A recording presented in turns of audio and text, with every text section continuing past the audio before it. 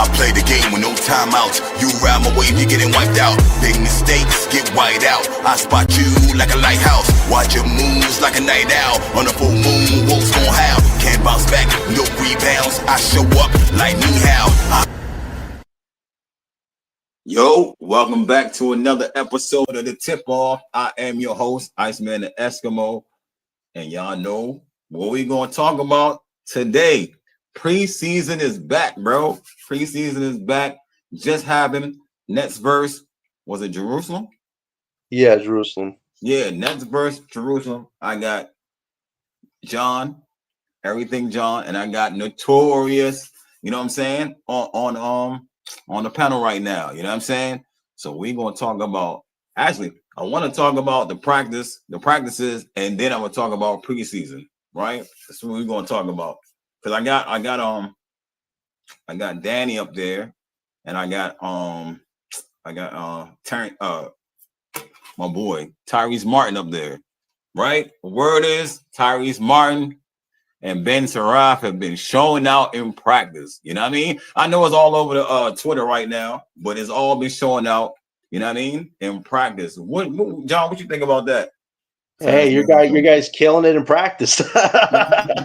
No, but it's good to hear that his teammates are supporting him. They clearly value his input and what he could bring. You know, he's 26 years old. He brings you some veteran leadership, which is a little surprising considering we have so little vets on this team. So I think that a lot of these young guys respect what Martin can give them as far as his basketball knowledge because he has been around the block for a little while. So I thought tonight his minutes were pretty all right. So I thought he definitely is fighting for something this year for sure because he's one of the non-guaranteed contracts. But looking at the hierarchy of who was playing and what tonight in the quarters, looks like Martin looks the most secure between him, Wilson, Timmy, and Derek right now. So I really think Martin really is in a good position right now. He just has to keep having a good preseason and keep establishing his connections with his team because I think that's what is helping secure him a spot right now. The Saraf thing, I think, was more smoke than hype. I really didn't see too much different tonight other than him getting a few more assists up and getting a few more buckets. He still has to work on his foul trouble, and his defense needs a lot of work. So I think that his team respects the experience he gives because of his Euro background, but he definitely, there's nothing really hasn't changed about what he can give you besides some fancy footwork, some playmaking abilities. Like his defense needs to be a whole lot better if he actually wants to hold the job. This was kind of like his big audition tonight because most likely Yegor's not going to play a lot of preseason or if any. So this is like Saraf's audition to say, hey, maybe there is a spot on this team in my first year, so I don't have to just spend it all completely in the G League. But I thought Saraf was okay tonight, but he's definitely have to show a lot more these next preseason games if he wants to stay up in the NBA, not in the G League. But I really think Martin is looking good right now. And I just think for Saraf, he has a lot to work on. But I think they're both on a trajectory, and hopefully the development will take off for both of them this year. All right, Joey, what do you think about them dudes in practice? I think I asked you last time, but anyway, this is how we're gonna start it off. How you think about those two names popping up in practice everywhere on the Nets Twitter is talking about them two crazy right now? Yeah, I think that's because MPJ pretty much singled them out as being some of the most impressive guys in camp that he was impressed with. I know I saw a interview where he specifically brought up Tyrese Martin, and then another interview where he brought up Ben Saraf. Not surprised, man. Tyrese Martin, man, he still, we seen the videos throughout the summer. He was working, he was putting in that work, right? And he's trying to eat, bro. He trying to stick in the league. Like he ain't really get paid yet. He got 1 foot in the league, 1 foot out. So Tyrese put that work in, and he's trying to make sure that he sticks in his league, and he has something to prove. And I'm looking for a big year from him. Ben Saraf, like I said, he's a rookie. But he's seasoned, he's been playing professionally at a young age, you know what I mean? So but is he still rough around the edges? Yes. Is he still going to have to get used to the speed and the physicality of the NBA? Yes. So it's going to take some time, you know what I mean? But there are some positive things to his game. So we just got to wait and see, man. All right. I see Brian see you in the chat, asking to see you in the chat. Preseason, the game, not the game, but one of the games we've been waiting for since this summer. You know what I mean? Finally, we get a game. We blow them out. You know what I mean? We blow them out.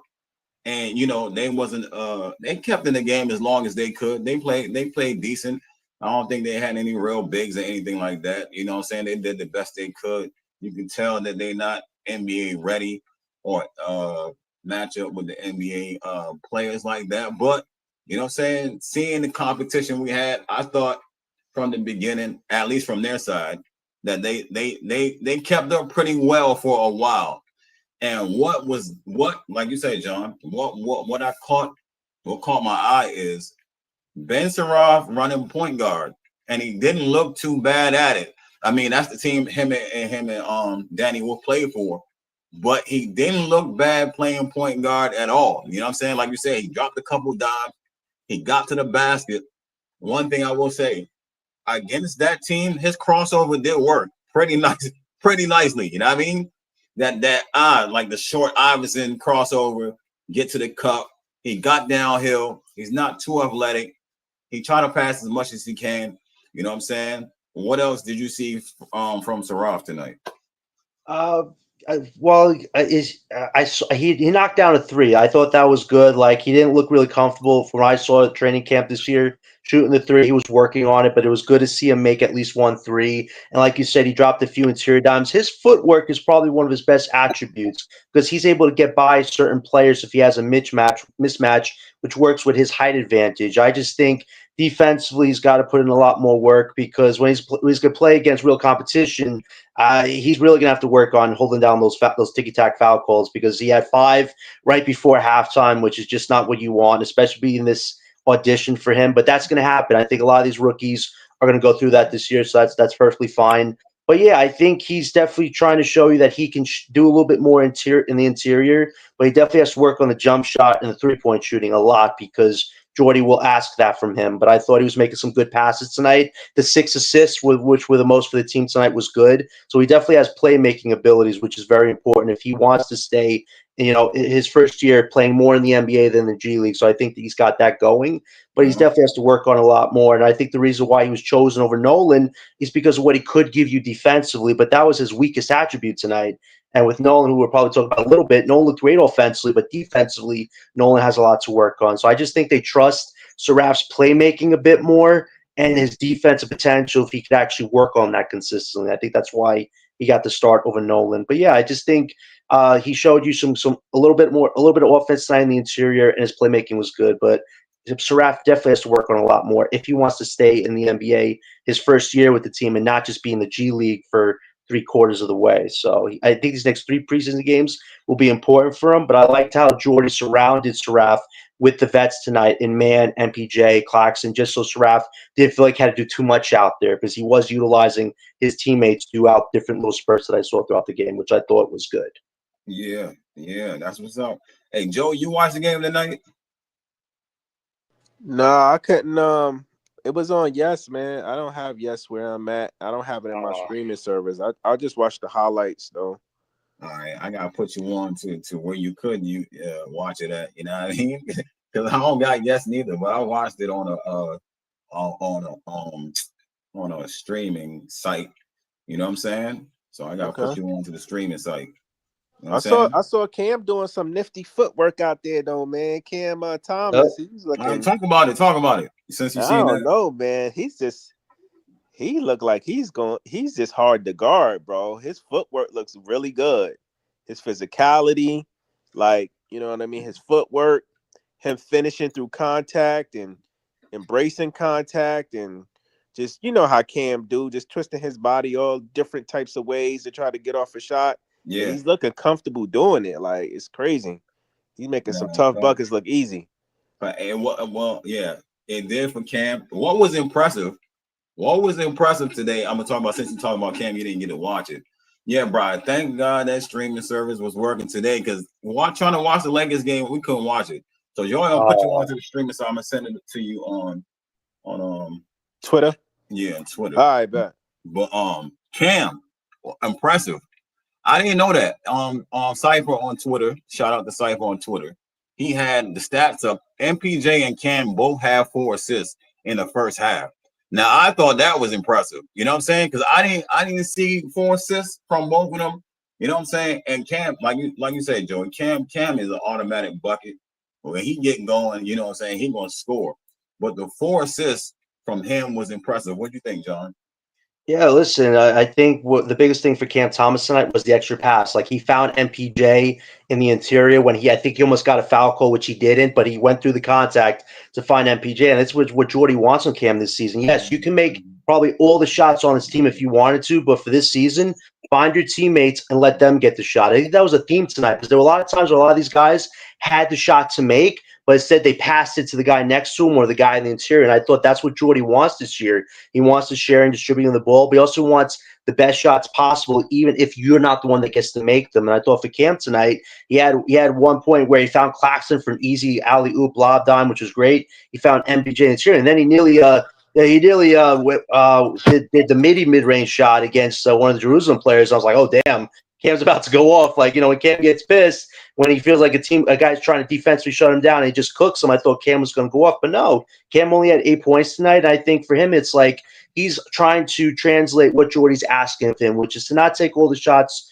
in the world, but find your shots when you have to, but look for your teammates. And I thought Cam did a good job. And the thing is, like, Cam looked like he wanted to just go off tonight. Like, I appreciate Cam's maturity in trying to be more of a team player and fit in the Jordy system this year, which is distributing the ball and sharing it amongst your teammates. So I give Cam credit for trying to put himself in the system more, but I also know Cam doesn't. This is not really what Cam wants to do, but I appreciate him trying to take those steps forward, because if he wants to remain in the NBA, he's going to have performances like this where he might score 18 or 20 points a night, yet he'll have 4 assists, maybe 5 rebounds. Like, that's kind of, I think, what Jordy wants to see from Cam. And Cam also had 2 rebounds tonight, which was good. So I think for Cam Thomas tonight, the extra pass is what stood out, not him just cooking guys in the interior. And he did blow by a few guys in the interior, which was classic Chef Killer Cam. But making those extra passes to his teammates is, I think, what we're going to see in the first month and a half with him. Is you're not going to be – it's not all about the buckets for Cam this year. It's how can he impact every other aspect of his game with his teammates. I think he saw a little sample size of that tonight, which I thought was good. I'll be interested to see what he does the next 3 preseason games, if this is a sign of things to come with his development. Right. I think he looks comfortable. I think he's fine. He's learning how to find a fine line between knowing when to get his own shot and play make. Right.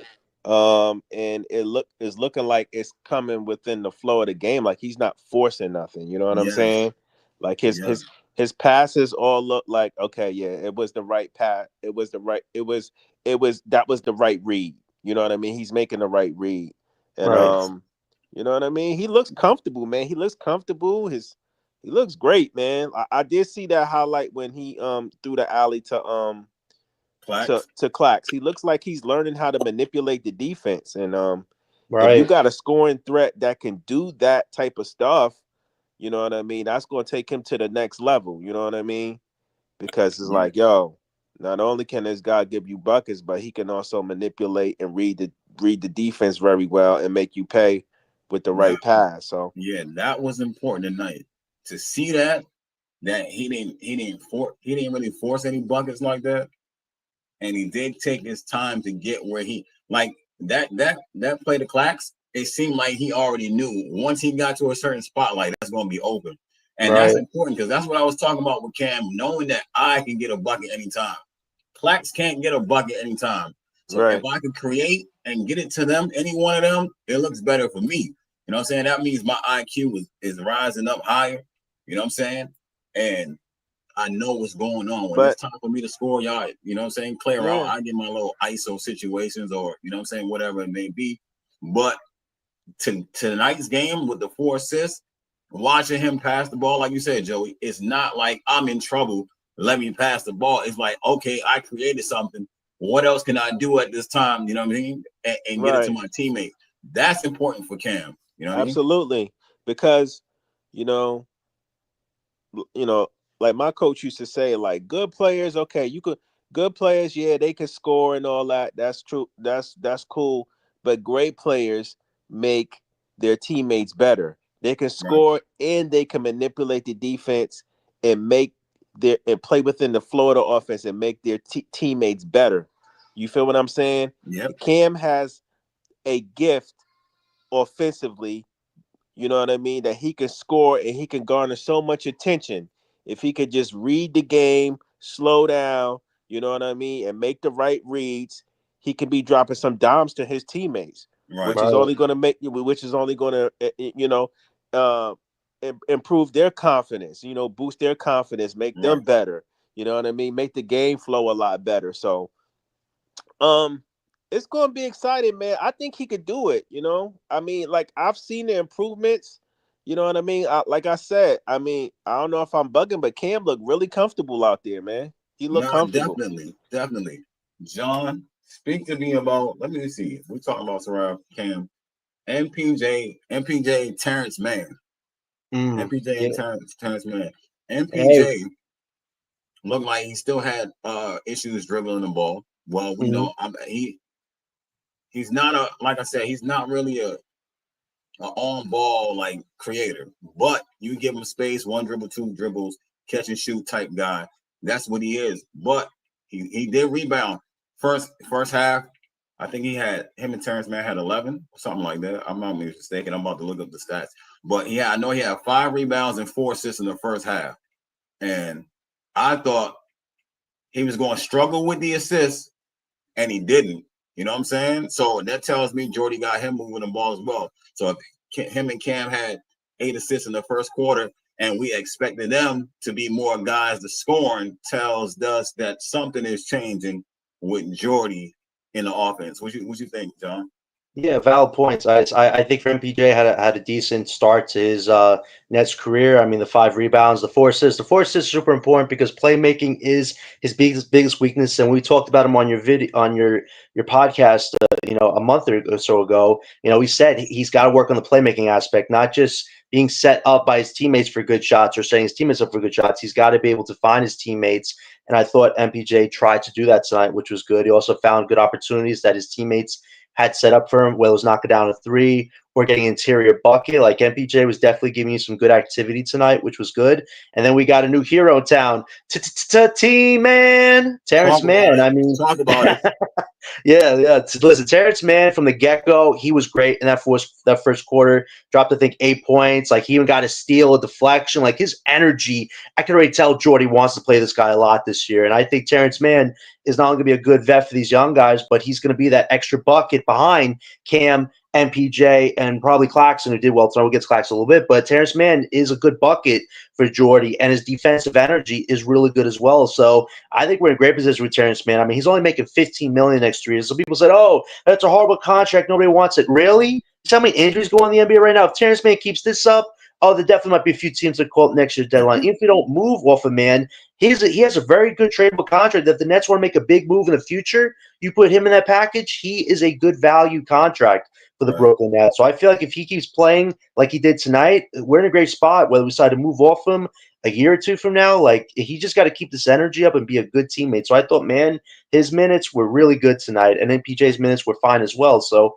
having those 2 vets is definitely going to help give this team a little energy and life on certain nights. And Cam Thomas is not going to be the only guy dropping 20-plus points. So it's good to know that MPJ and Mann are going to be behind him, giving a little bit of offensive energy when they're going to need it when they're facing a lot tougher competition. So I thought both of them did good tonight. I think they'll be good vets for these young guys. So it'll be interesting to see how they build off of what they did tonight for sure.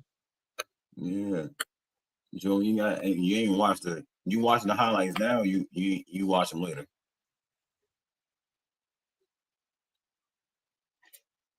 Oh, Brian said he was surprised to see Terrence Mann starting over Zaire or Clowney, but it worked out.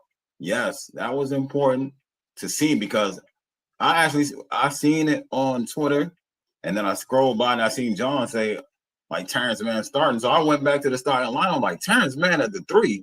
Like, yo, that's crazy. Yeah. What a, you know what I'm saying? But like Brian said, it did look different and it did work for whatever reason.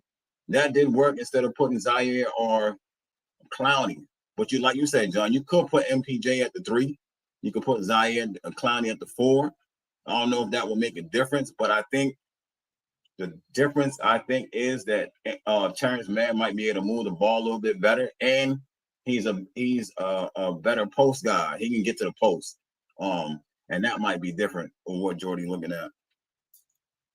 No, I agree with you, Ice, and I think that I think Jordy's going to do a lot of experimenting this year with lineups. Like we might see a Clowney, Claxton, front court in a game or two from now. So like if I'm Jordy, I definitely want to experiment with different rotations, see what works and what does. And I thought, man, made the position work tonight. But it's also against an international Euro team. Like we were facing the legit competition in the NBA. Will you really start Terrence Mann at the three? Unless you fully just want to embrace the tank aspect of it, then fine, just do it. But if you do want to move certain pieces around and protect certain players' health, because MPJ, he's gone into deep detail about this. His back is not where it should be. He knows it, and he's evaluating a year-by-year basis. If they want to take care of him long-term, because we got to think about his health throughout these 82 games. If you move him to the three, I think it preserves his health. It lets him still be a good asset on the defensive end. And having Clowney in the front court as the four really lets us see what Clowney's all about. So I think there's going to be some interchangeable moving pieces. Because remember, we still have a lot of guys on this roster, and I think Jordy wants to kind of see what works. So I thought this was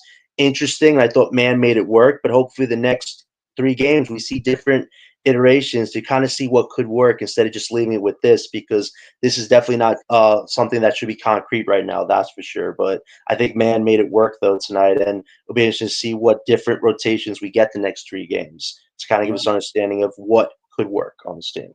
No, facts. It could be, because that's an interesting him starting. That's interesting. I don't know if it's a money thing, could be a money thing, but he did work out tonight. Zaire and Clowney, Trayor, talk about those, and then Derek, like Brooklyn. What up, Brooklyn? Derek only playing 7 minutes. Jalen Wilson not coming in through the third quarter. Let's talk about the whole. Let's talk about the whole guys right there. All them guys right there. What you think? Yeah, well, there's definitely a hierarchy here. If we're looking at the guys on the bubble, you can just tell where Jordy, after the training camp sesh, where he feels they're at. He feels Tyrese Martin is a part of the bench, so I feel like he's got a strong shot right now. And then you move down to Wilson, who came in around the third quarter. He was knocking down some threes, which was good. That's what he does. He had an interior play, but has he improved on his playmaking aspect of his game? Not really. He's really just more of a spot-up shooter. So I feel like he's still on the bubble. And then I thought Timmy, he played a little bit in that fourth quarter. He was all right, but I still think he's an expandable piece just because we have so many young guys on this team. And then Whitehead, man, I mean, we talk about Whitehead needing to come in, have a strong training camp, and Jordy sees you at the bottom of of his decisions. So that really just tells you that Whitehead, I think, it's kind of written on stone. I don't want to say that right now, but it feels like it is just based on the hierarchy right there, unless an injury, God forbid, pops up or something like that. But it looks like Whitehead really is 1 foot out the door, and it's unfortunate. But when you miss over 2 years of action and you have young pieces coming in, it's the unfortunate, sad part of business side of NBA, where if you're not healthy, you're not playing at a great level, you're not holding down your spot, another guy will try to take it from you. And that's NBA business 101. So I feel like we kind of just got an inclination of where they are in the pecking order of trying to survive and get on this roster. I feel like Martin's got a great shot. Wilson's Timmy, and then Whitehead, that's where I would describe all 4 of them right now. So that's where I'm going to leave it at that. And listen, I thought Zaire gave you some good defense tonight. I think he had a few deflections or steals. Yep. So it's good to see that energy's still there. I think he made a 3 as well. So good for Zaire. Just for him, he looks confident right now. Like he knows he's going to be a part of this bench going forward. I just want him to continue giving that defensive energy and keep being a success story that Jordy, helped build with him last year. I really hope he continues that and confirms why he should have a consistent role on this team. So I thought Zaire was all right, was good tonight. And then we go to Clowney. Listen, Clowney, man, whew. When he was dribbling the ball up the court and then made the pass to one of his teammates and then got right back and knocked that 3 down, you can tell there is a different Noah Clowney on this court. I mean, the dude, he's 20. Guy looks like he's almost 30. Like, Clowney, like, no, like, literally, if you saw him on the court ice next to Nolan, you saw him next to Nolan and who was the other guy? It was another one of our young players on the team, Saraf. Listen, man, Clown looks like a grown man, and these guys look like juniors. Like, seriously, like, he looks physically different, but the way he could dribble the ball now, whoa. Like, he looks super confident, knocking down those threes for precision tonight. He had an interior player, too. He had some rebounding, and he had 2 assists. So I just feel like for Clowney, he's ready for that breakout moment, and I hope he gets as much minutes as possible this year, and hopefully maybe become our starting forward because he looks like he's ready to break out and show why he could be the ultimate two-way guy that they drafted him to be. He just looks like he's ready for the moment, and just to see the way he dribbled the ball up and down the court, he couldn't really do it the last 2 years. Like, if you can dribble the ball well like that, and you have the physicality strength aspect, man, the sky could be the limit for Noah Klein this year, and I look forward to seeing what he could do for 82 games. And this was definitely a good little appetizer to what Clowney could be this year for the Nets. So I thought his performance tonight was definitely one of the standouts. Yeah, that's true. And that was impressive. Exactly that three, confident shooting, knocking it down, not even thinking about it. You know what I'm saying? Right. That was impressive. Timmy, see the first half shows me that Jordy do have an idea of what's going on with the team. I forgot to mention the guy right there, Kobe Buckin. Brian mentioned him. Kobe Buckin looked decent. Yep. He came in after Trayor. I thought he would have came in second. He came in after Trayor, but he looked like he can still do more than Trayor, even though Trayor has a different gear, different speed, get downhill. You know what I'm saying? The way he gets down. But Kobe looks like, I don't know, he got a little, like, who said that? He's shifty. Somebody said it. He's shifty.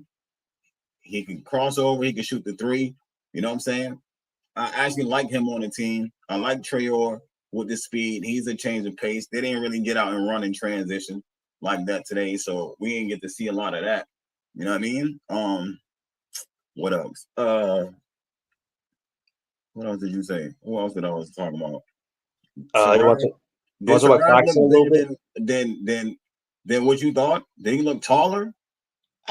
I really didn't see anything different what I saw in Summer League. I saw the footwork plays, which were fine. The playmaking looks good because he had the vets around him. Let's remember, if he had just the young guys around him, I don't think he would have had 6 assists tonight, but he had the vets around him, which helped get those assist numbers up. So, credit to the vets for rewarding the trust that he gave in them to execute his passes tonight. Like the one he dished out to MPJ in the first 3 minutes, although that was good. That's the saraf we got to see, finding the players in the corners when everybody's got the attention on him. That is good IQ from Ben Saraf. I give him that.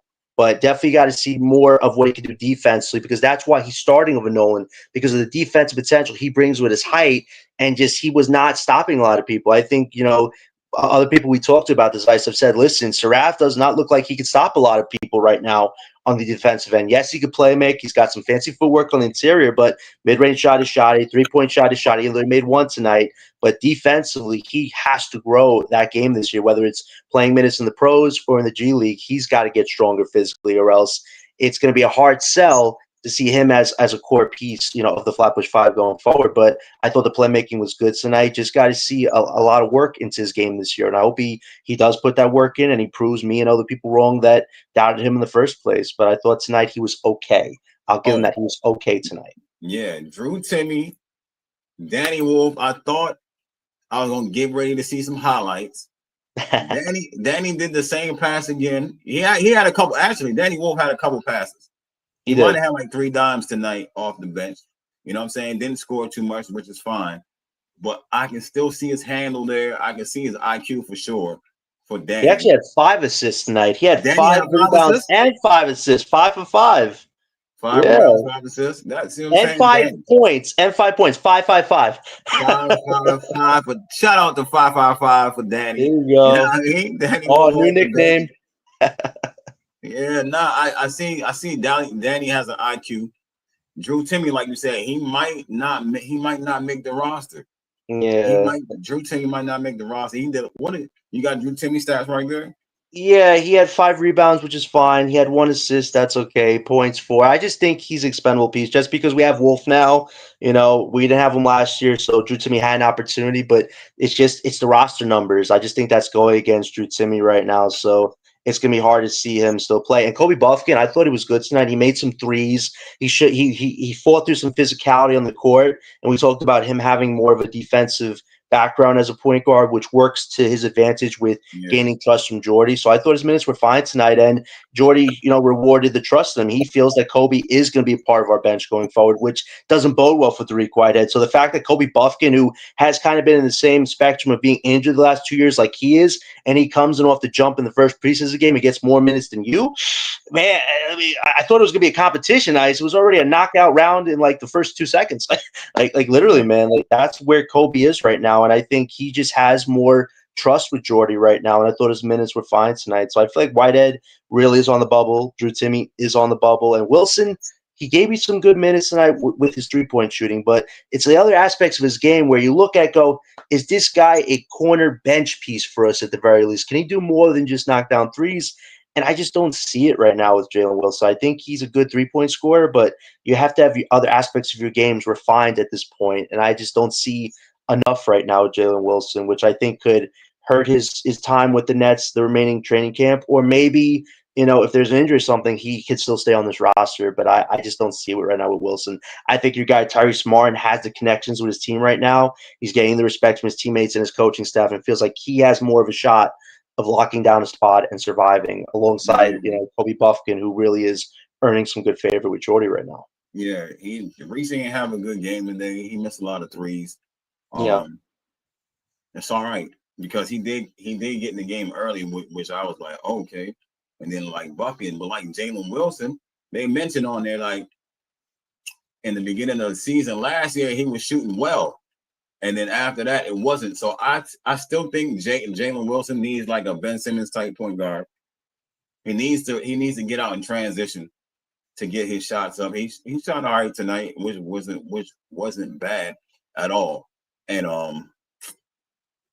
you know what I mean? I still think that he needs that. But everything like everything that we was talking about as far as MPJ and Cam being off ball more, because you got a lot of guys who can pass and makes the game easier for them. Right. And they actually having the guys move the ball around actually made them move the ball around, which I thought was like, okay, that's a good plan. But Brian, yeah, to your point, Fambo didn't play tonight. I was highly upset I didn't see my guy play tonight, but I know he's gonna play one of the games. Drake Powell, out for next game. Yegor might play next game. No, he might play next game. I bet not out. He might play next game. Yegor might play next game. These are still a lot of pieces on this roster. You know what I'm saying? Yep. A lot of pieces, a lot of games. We got 4 preseason games? Is it 4 preseason or 3? We got 3 more. That now starts the 2-game road trip in China, and the times are insane. They'll be playing at like 7 and 8 in the morning for both games. So it's like, damn, if you're gonna watch the game, you gotta be up super early. But somebody told me they might even be streaming the games on Yes, which is like, how are we gonna watch the games? We have to wait till like 7 or 8 on midnight to watch it on like an NBA network or something, which is just this is where like YouTube highlights do come in handy, because we can't watch the game.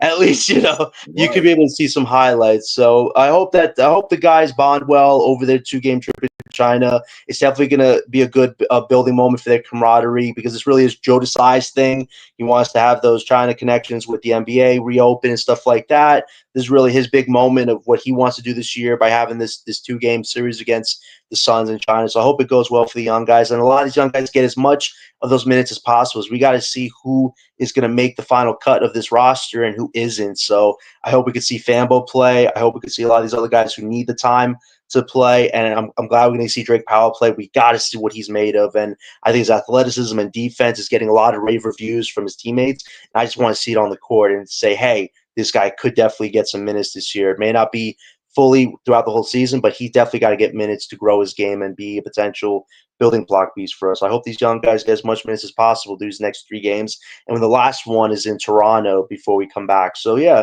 I look forward to all that. One guy we didn't talk about tonight was Claxton. I thought Claxton was the best player of the night. Like, he was just so impactful tonight, like on everything. He had 8 rebounds tonight, which was great. He was offensively on the glass a lot, defensively as well, and he was getting lobs from all different types of teammates. I said this on your show and Breezy's show. With all these playmakers, Claxton should be able to get that value up, and tonight you saw a little treat of what that could be this year. And I think that puts the Nets in a great position.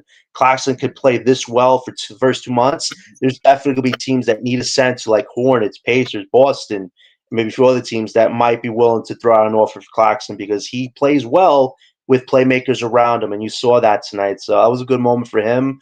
And he looks focused. He looks rejuvenated. Like, this is the Claxton we need right now. No more Tantrum King BS.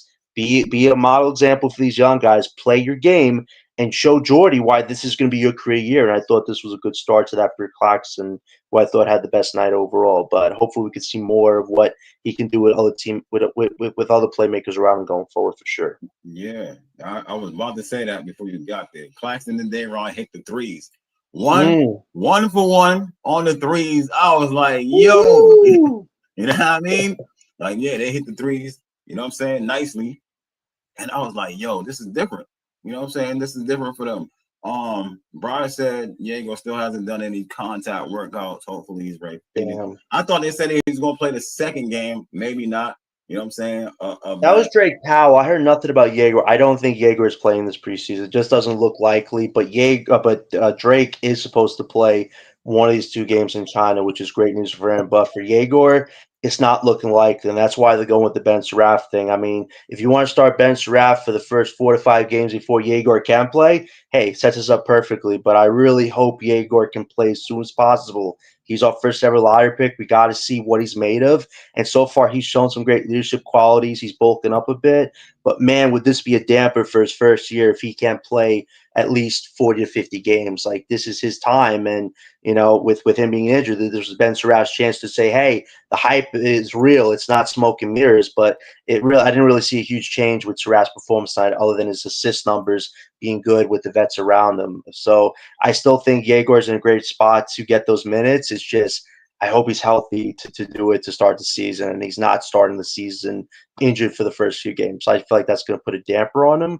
But we'll see what happens. At least Jordy is making these decisions to trust these young guys. So far, what Jordy said this year, he's going to trust these young guys, is true. Saraf played the most minutes tonight. He got thrown in the fire, and he looked decent with the vets beside him. So I hope we can see the same for Yegor and Nolan and these other young guys. So I hope we could see that. But it was interesting that Danny Wolf, only played in the third quarter. I was like, is Wolf going to play at all tonight? But this is why getting Claxton's numbers up this year and possibly trading him is beneficial for the Nets because Clowney will get more minutes. Dayron, you saw him tonight. He looks so much better conditioning-wise, made a 3 as well. He looks like he's ready to break out on his own. Yeah. And then you want to see Wolf play minutes as well. So I feel like if we can get Claxton's value up this year and trade him, it's going to open the doors for Clowney, Dayron, and Wolf to really take over because I feel like those 3 bigs have a lot of potential on this team. It's just kind of hard right now with Claxton because you saw Wolf have to take a back seat in the first half. Hopefully that can change as the season progresses. Yeah, hopefully it can because they both look. Claxton looked pretty good. Dayron looked pretty good too. Slimmed down a little bit, like you said. He is fit. You know what I'm saying? Ready right now, looking like he's supposed to as a backup center. Now, Danny, I read an article. I forget who it was by, but it said that possibly, depending on how Danny played, he could possibly take Clowney's spot, Dayron's spot, or Claxton's spot, depending on how good he plays. And tonight, 5-5-5 in a short, limited time, that's pretty good. You know what I'm saying? I don't know how much more he can score in more minutes, but I think 5-5-5 tells you if he get the ball in his hand, he gonna make some plays. He probably gonna pass more than Claxton and Dayron. You know what I'm saying? So that's another type of skill that we can use from a big that we don't have. Leaf is joining the panel right now. Yo. I got Leaf on the panel. Hey, we almost done right now, but you know what I'm saying? I'm gonna chop it up. Did you see the preseason game? Yeah, I caught bits and pieces of it, and I'm re-looking at the whole thing from start to finish right now. I just had to finally get home, man. My girlfriend took over the TV, man. She was watching Netflix, but yeah, I got it back, man. I'm getting the black and white back, but I did I did pick apart pieces of this game I don't really want to pick apart, man, because As y'all seen my last video, I said it was entitled "This the Last Time I'm Talking About This," and I'm sticking to that. I'm pretty more sure y'all both know what I'm talking about when I say that. But I mean, the game was the game, man. I mean, I think overall the game to me it seemed more cultural than anything. In terms of outside of just trying to get in the rookies and some actual NBA action and some back and forth full court NBA action, which is really not because they playing an overseas team. Um, Tonight to me it seemed really about Ben Saraf and Danny Wolf and Nola Trayor because it seemed like they trying to make that connection towards getting a certain group or a certain fan base to like bring them in and put something behind them. You know what I'm saying? I've been saying Danny Wolf out of all the rookies, Danny Wolf has the least to work on to me. Like him and Drake Powell have the least to work on because Ben Saraf and Nolan Trayor, they each other's competition in terms of spots on the court. And then you got Yegor, and then you added Kobe Buck into that because Yegor don't really have an ability that's that in the NBA that's gonna set him aside and make him and turn him into a top 10 legitimate top 10 pick out of this draft and a top 10 player out of this draft. You know what I'm saying? So I Yeah. mean, Danny Wolf to me, the only thing Danny Wolf to me really got to work on is rebounding and inside scoring. I think everything else he has, you know, and just in terms of his skill set, he can play out of the post, he can play off the dribble, he can he can make basic passes, basic reads. He tends to over dribble a little bit, but I think outside of that, him and Drake Powell, I think they have the skill sets to be the players that they probably could that they've been in college and they could translate that to the NBA. You know what I'm saying? So, but other than that, seemed like tonight was about Ben Saraf, Nolan Trey, or Danny Wolf, and trying to get them acclimated. There was a lot of Israel. They trying to get the Middle East portion of the fan base to like really get behind the Nets. You You know what know, I'm saying? So I mean, which I respect, man. I mean, I can't say nothing. I ain't there no. I mean, I'm not around anymore, so it is what it is. You know what I'm saying? That's something that we kind of knew, but uh-huh. just in terms of the aspect of the game, I mean, I Yeah. wasn't. Yeah, but I think that's kind of what Jerusalem was here for. Was I said here like I'm back in Brooklyn. Yeah. Um, Jerusalem was in Brooklyn for. You know what I'm saying? Notice Mm. that they don't go to Philly. Notice that Jerusalem don't go nowhere else but Brooklyn when they come play here. We get Uh, Middle Eastern teams. We get Tel Aviv. Well, come on, bro. No, did y'all ever notice that?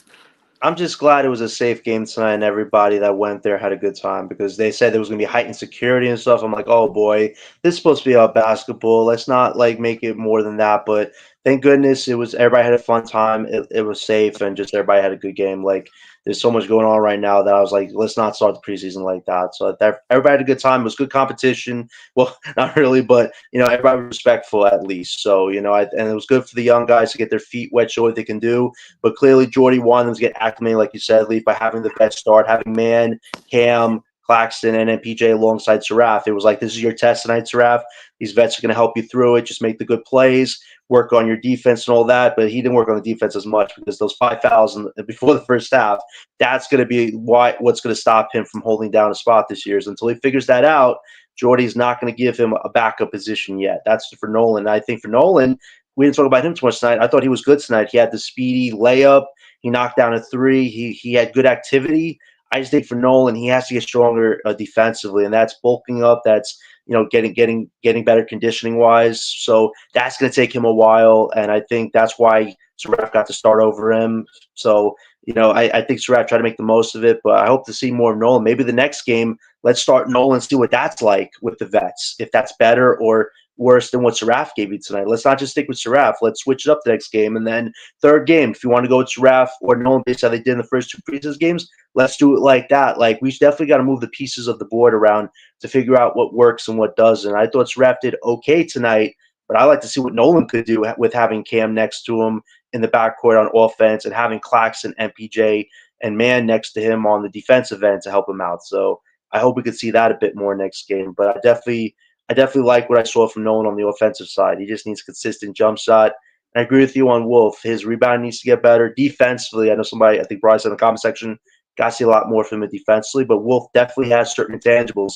Like he can score, he can play make, and he does have some type of shot blocking ability. So it's like get stronger, get work on conditioning, and become a better defender. If he could do those things, I think he could be a future of the center for the Brooklyn Nets. And I say center. Yes, he could be a combo big depending on matchups, but I feel like he's more naturally a big than a forward. To be a forward, you have to be athletic, and Wolf doesn't really have a lot of athleticism in his body. So I hope we can situate that in the next 2 years. Yeah, Danny, like you saying Danny. Brian said Danny needs to work on defense. Definitely, defense is his weakness that he has is defense. But like you said, John, 5-5 and 5 rebounds, 5 assists, and his minutes. That's still impressive. At least, like you saying, Saraf and Danny, you think it's about them, but I think you know what I'm saying tonight. Terrence Mann, Saraf, Danny, Cam, and PJ, like they did what they were supposed to do. You know what I'm saying? They went out there and played team ball, which looked great. Joe, you back? You know what I'm saying? What's going on? What's good, man? I just went to check. You know, you and Breezy went on at the same time, man. Yeah, I know. I sent them the link, and you know what I'm saying? He didn't say. I asked him yesterday, was he going live last night? He didn't say nothing today, so I went live because John hit me up. So once we get done over here, I'm about to swing over there and chop it up. But I ain't really got too much more. But what was you asking? What was you asking me though? You got anything else? Because you know what I'm saying? Did you watch it? Nah, like I said, I didn't watch it because I ain't have. Yes, I just watched. You know, I watched the highlights. You know. Right. But yeah, I don't know. I don't want to be a party pooper. But Joey, not to cut you off, you got to get Guy from Sports now because I think they connected all the New York teams together. But you could do one team at a time. I think one team costs the Nets and the Nets is connected with the Yankees, so that's Yes Network. So they put it on the Gotham app. It's $19.99 a month. I can't get it because I'm in the New Jersey whatchamacallit area, so I just got to get NBA league pass, which is cool because I still got 2K. So yeah, but I think you got to be within the New Jersey, New York metropolitan area to get it. I'm in Virginia, so I ain't gonna be able to get it. Right. So yeah, you got to get the just get if you can't if 2K, I think 2K still giving out free league passes, bro. Like so, I mean, you can still be able to get it. You just got to hit them up with the email. Now, once the season start, I'm good because my the app that I use it streams from NBA League Pass. So, but I just can't get all this preseason stuff with them playing Israel and stuff like that. I can't get all that. No. I'm watching the preseason. I'm rewatching the preseason game now. Actually, I had it live. I didn't want to Debo the TB because my girlfriend she was watching something on Netflix on man and shit. But I had to, I'm rewatching the game now. Mr. Raff had got an early foul trouble. Cam Thomas went to the basket, made the layup, fell down, was looking for a foul in preseason, came back down, tried to get a steal, gave up a three. That's little shit, little tiny shit, man. But I'm not really worried about it, man. As y'all seen my last video, I said I'm not speaking on it no more. I think going forward, it seemed to me like everything is about the new regime of players. You know what I'm saying? Because that's who the feature was tonight. Just getting a lot of the players on the court, a lot of these new players on the court, getting them acclimated to the NBA game and the NBA speed and everything. I think Nola Traore has everything now packed. Like in terms of just first step and speed, he might be one of the fastest players, top five, one of the fastest players in basketball today. He might be. He might be. And I like the way that he can get downhill and like off a first step, like and get to there, bro. Like only thing that he really missing is like the strength to go with it and to maneuver in the side to side movements. In terms of north and south, he could get there. Bro, do we have Tony Parker and Ginobili Light? and Trayor We and might I'm have Saraf. not going we there yet. might. I'm not going there yet. I'm not going. Wait till I'm you not two going games there away. yet. I'm not going there yet. But if you telling me that the front office, if that's what they see, maybe it is. Maybe that is what they see. But I just don't. I mean, from Ben Saraf, I mean, come on, man. Like, listen, if you're gonna pick a left-handed dude from overseas and just call him Manu Ginobili, like, okay, I understand that. But I think it's gonna take a little bit more. I don't like the thing is, I think you got to be elite at something. You know what I'm saying? Tony Right, and Parker was Mono could shoot, and until Ben Saraf shows me he can actually shoot a jump shot consistently, you don't get that type of comparison. exactly, Respectfully, exactly, respectfully. respectfully, bro. Ginobili was something different. I'm not going there. Yeah. Now, in terms of Nolan Treyarch or Tony Parker, I ain't gonna lie, bro. Like, if any of y'all seen Tony Parker when he first got in the league, it looked a lot like this. It looked a lot like this, bro. Like, he didn't like. You got to remember, it was at a point where Tony Parker got in the lane anytime he wanted and got anything he wanted. You know what I'm saying? But the problem is none of these dudes is elite at shooting. And I think when you in a league like today's NBA, you gotta have that. You gotta have that floor spacing. You know what I'm saying? You gotta have the ability to have that, to be a spacer and be a floor spacer, man. Because defense is gonna like be able to mount up on you and game plan for you much easier. You know what I'm saying? Right. It's certain things that you have to have in your game when you can go to a plan B or plan C or kick it to the second, third, or fourth gear. If you can't do that, then you one dimensional, like somebody we know.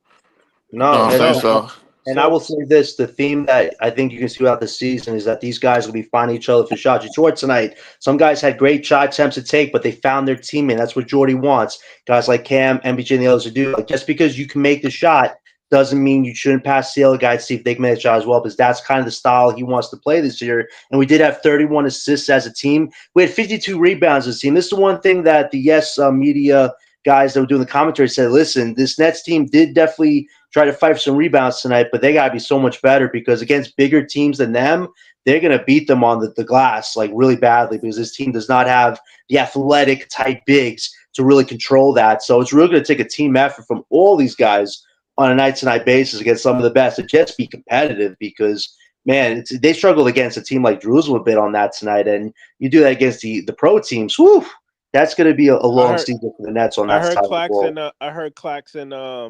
Dayron got the blicky, man. I heard they got the burner, man. They shooting Yeah, threes, man. What? they hit their first three. The only Yeah. three they had in the They all game, they hit hit their first threes. three. they run. Minus Wolf. Wolf didn't hit a three, but I the could other tell you did. for one, like the thing is, Dayron has been less in the last couple of years that we've seen. Dayron has been less hesitant to take the three than Right, Claxton has. I could tell you that for sure. And I right. think Dayron's skill set in terms of just making basic reads and doing basic stuff offensively, it works a lot better than Claxton. The only thing Claxton really has over him is athleticism and defense. Correct. Realistically, bro, Right, like I right. mean, I don't think Claxton is a better rebounder. I don't think Claxton is a better passer. I don't think Claxton is a better shooter. Claxton may be better around the basket, but I mean, obviously, bro, like when you shot 71% while KD was here, like how could you not be? You know Right, what I'm right, saying? right. So I mean, but so I agree with that assessment. What do you think about Noah Clowney, man? Looking, He looks different. Clowney look different. Did you see him dribble? Clown, Did you guys just see Clowney dribble the ball? How confident he looked, bro. I got Clown, Giannis like vibes from that. I'm like, dude, you can dribble the ball and shoot threes with overconfidence. Who the hell are you? Because you ain't no yeah, Clowney, yeah. bro. You different. Like he I looks think different. Clowney has this off season, I think he is taking his NBA career very, very, very, very seriously, bro. And Right. I'm very, very impressed with what he has done. For sure, for sure. And if you saw him on the court next to Saraf and Trayor, they look like juniors compared to him. Like this guy looks 20, he looks like 30. Like I don't But know that's what I was telling what he y'all was taking this summer, but man, it's when we were working. talking about why Clax ain't, it's looking like it's hard for him. Some guys just Mhm. mature quicker and gain muscle mass quicker than others, bro. Like, I mean, 24 but pounds in 2 not years not is not some to type not of to growth. not to jump into that, bro. But I think Clowney is a little bit ahead of schedule because he barely 21 Very, as is. very yeah, ahead of I mean, schedule. I think I like the thing about Clowney was as a 19-year-old, 20-year-old, like he got a little bit like in his rookie year, he came out when he had that first game where he had to defend Dame.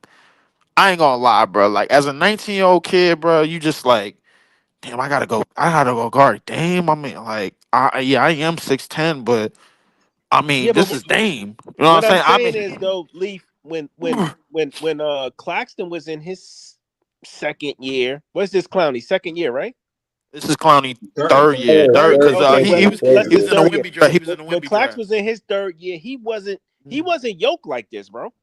Nope. No, absolutely not. No, you're absolutely right, and I agree with you. And I think Clax, the difference between Clax and Clowney is slightly mobility, but at the same time, I don't think Clowney is far off of what Claxton was supposed to be.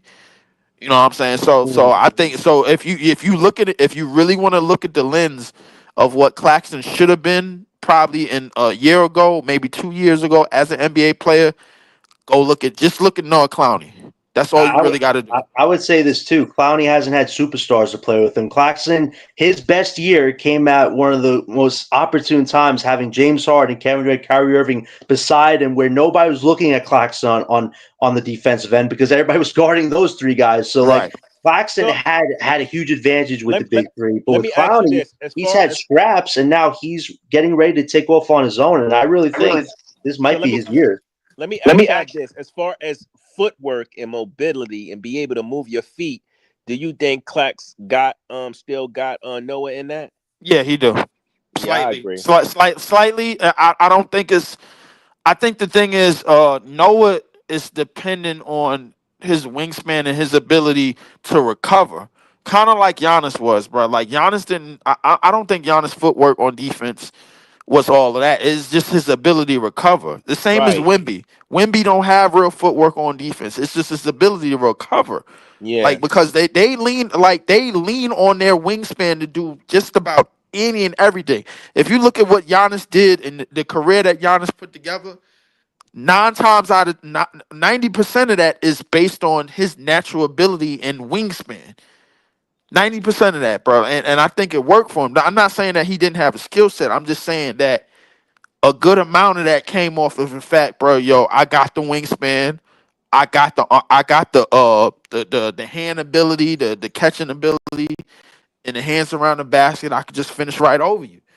You know what I'm saying? I could just You just do a simple side step and euro, and I could just finish right over you or lay the ball up right over you. you know what lineup might not be too shabby for us, bro. I was thinking Claxton at the 5, Noah at the 4, put MPJ at the 3, um, and put of course Yegor at the 1 and Cam Thomas at the 2. That's not a We've bad 5. Joey, we've said this lineup It's on, I not a think, bad Scott's show and five in Breezy's show. hindsight, We but the talked about problem that. the issue with that 5 is we don't know if Diego is ready to be the point just yet because the comp that he has is a little bit different. Nolan Trayor is looking incredible. You got Kobe, you signed Kobe Buffkin, and we still don't even know if he's ready to take up the reins as that said player yet. That's number one. Number two, with Clowney and Claxton, you got to figure out how deep is your bench in terms of 4 and 5, and when they both get in foul trouble, because if they both get in foul trouble, you pretty much screwed, and you know they liable to do that. You know Yeah, what I'm but we saying? still Just got Zaire. We still got Dayron on the bench. Right, Zaire. right. And Leaf, I'm cool with that, but I no Leaf, mean, Leaf, those are very valid points you're making. I would just say this though, like Joey just talked about, I've talked with Scott and Breeze who agreed about that type of lineup. I just think for the Nets right now, they got to prioritize MPJ's back. And like, MPJ said on his podcast, like, I'm taking the back thing year by year now, and having it at the 4, there's a lot of risk there because you look at the power forwards right now. A lot of them are athletic. A lot of them can just, dive and just really be impactful like that. MPJ is not as impactful as he was like that a few years ago. If you move him to the 3, you preserve his health for these 82 games. He can still, play some good defense, do some rebounding. How many light skinned niggas I'm that we just gonna saying get? How with many that light skinned lineup. dudes we gonna get with back problems, bro? It's Yo. better for his health Real and for quick Clowney. though, with that lineup, it's a lot of wingspan. Besides Cam Thomas, that's a big athletic lineup. It's a lot of wingspan. I agree with you. And like you said, John, that's a good point. MPJ might be better at the 3. It might be more suitable for him to play the 3. He can play the 3 with that lineup.